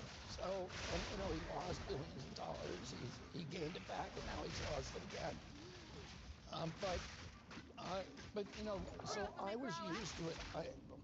Twitter, Instagram immediately canceled me, took me off. I lost 1 million followers. And for a year, they would not even explain it. And ultimately, we were able to talk to them, and when President Trump came in, they put me back up again. If you're a business owner, listen up now. You won't want to miss this. Are you sure you're not leaving money on the table when it comes time to exit? Well, thousands of business owners have already used FYSI's exit strategy and valuation services to sell smart and profit big. Why? Recently about whether to get vaccinated in general. At the same time, we have a measles outbreak. Tell us what we need to know about the measles outbreak that's going on right now. Is this any more than we've had in previous years? Is it about the same? This is the second biggest outbreak since 2000. So the biggest outbreak, which is about 1,200 cases, was in 2019. We have now, I think this morning, about 847 cases in our country. We have 3 deaths. We've had, I think, a total of 4 deaths from measles since 2020, or since 2000, sorry. I would say that we're doing well. If you look at Canada, they have roughly the same number of measles cases, but they have 1/8 of our population. Europe has 10 times the amount of measles cases that we have. They've got about 7,000. Last year, Europe had an outbreak of 127,037 deaths. One of the, the MMR vaccine, the measles vaccine, pretty much for a time ended measles cases. But the vaccine wanes, and also a lot of people don't get vaccinated. And the outbreaks are mainly taking place in unvaccinated communities, but there's also some vaccinated people that get sick. The vaccine wanes about a little over 4% per year. That means a lot of older people are walking around with very little protection, if any protection. And that, there's the most famous infectious disease, the #1 infectious disease expert in the world in 1963 when they put in this vaccine was Sir Graham Nelson. Is that me or you? This is not me. Well, just be sure I'm going to kill this thing completely. I don't bring my phone to the stage. I'm sorry. I checked my pockets before I said that. I saw that. But Sir Graham Wilson said, at that time, he said, this vaccine is a leaked vaccine, and ultimately it's going to wane. See ya. And the problem, I mean, I'm going to say, first of all, the measles vaccine works. So if you take that vaccine, you're unlikely to get measles. You're much less likely to get measles than if you don't. And, you know, HHS continues to recommend that vaccine. But there are problems with the vaccine, and, you know, the problem is really with the mumps portion of the vaccine and the combination, and it was never safety tested. That combination was never safety tested, and people just assume that, you know, if the 3 separate vaccines were safe, and when you combine them, they would also be safe. But we now know there's some viral interference. And the combination vaccines seem to be linked to a lot of adverse events that you're not getting from the second vaccine. So the mumps part of the vaccine has never worked. It was actually Merck, which made the vaccine, was sued recently in a whistleblower case by the lab technician who was ordered to commit fraud, named John Cratlin. And that case was thrown out on a technicality, but we learned a lot about that vaccine that is disturbing. And what we're seeing is we're seeing a lot of mumps cases in older people, which would be a paradoxical effect of the vaccine because the childhood mumps is usually a benign disease. But if you get it when you're older, it can cause sterility and a lot of other adverse events. So we're now, for the first time, nobody's ever looked at the safety events on these before. But do you recommend people take the MMR vaccine? We are recommending that at this point, but we're also doing studies on it. Okay, you're checking it out, but for the meantime, you tell people... What we're saying is, if you want to avoid measles, and if you want to avoid spreading measles, the best thing you can do is take the vaccine. All right, and you are reforming the current vaccine adverse event reporting system. So what you're saying is, your position on vaccines is, look, there hasn't been good tracking of adverse effects. Let's just check it out and see what the adverse effects of these vaccines really are, and report those so people can make an informed decision. Exactly. And the problem is that vaccines are the only medicine or medical product that is exempt from pre-licensing safety testing. So the only vaccine that was ever safety tested in a clinical trial against a placebo was the COVID vaccine. None of the others have any kind of long-term testing or even any testing. The Gardasil had a very, very small placebo group. None of the others were ever tested against placebo, so we have no idea what the risk profile for these products are. And then, you know, what HHS has told people for years and CDC is, well, don't worry, you don't have to safety test them at the outset because we'll have a surveillance system and we'll be able to tell right away if people are getting sick. As it turns out, that is not true. They have 2 systems. One is called VAERS, which is the Vaccine Adverse Event Reporting System. It's a voluntary system, so if you get sick, you or your doctor can report it. But there's a lot of incentives not to report it. And as a result of that, CDC did a study on that system in 2010. The study is called the Lazarus study, which you can look up. And that study found that the system was capturing fewer than 1% of vaccine injuries. That means 99% of vaccine injuries are never reported. More than 99% are never reported. So we have no idea about the safety profiles of these products. And you want people to know. Yeah, we want everybody should know. Everybody should be able to make an informed choice. And to say whether this is the right product for you or not, you ought to be having have a conversation with your doctor in which he has got good information at his fingertips, right. And he's able to tell you this is not good for you, or here's the risks and here's the benefits. All right, right turn. Talk to me about the Autism Research Initiative. You have committed $50 million to a research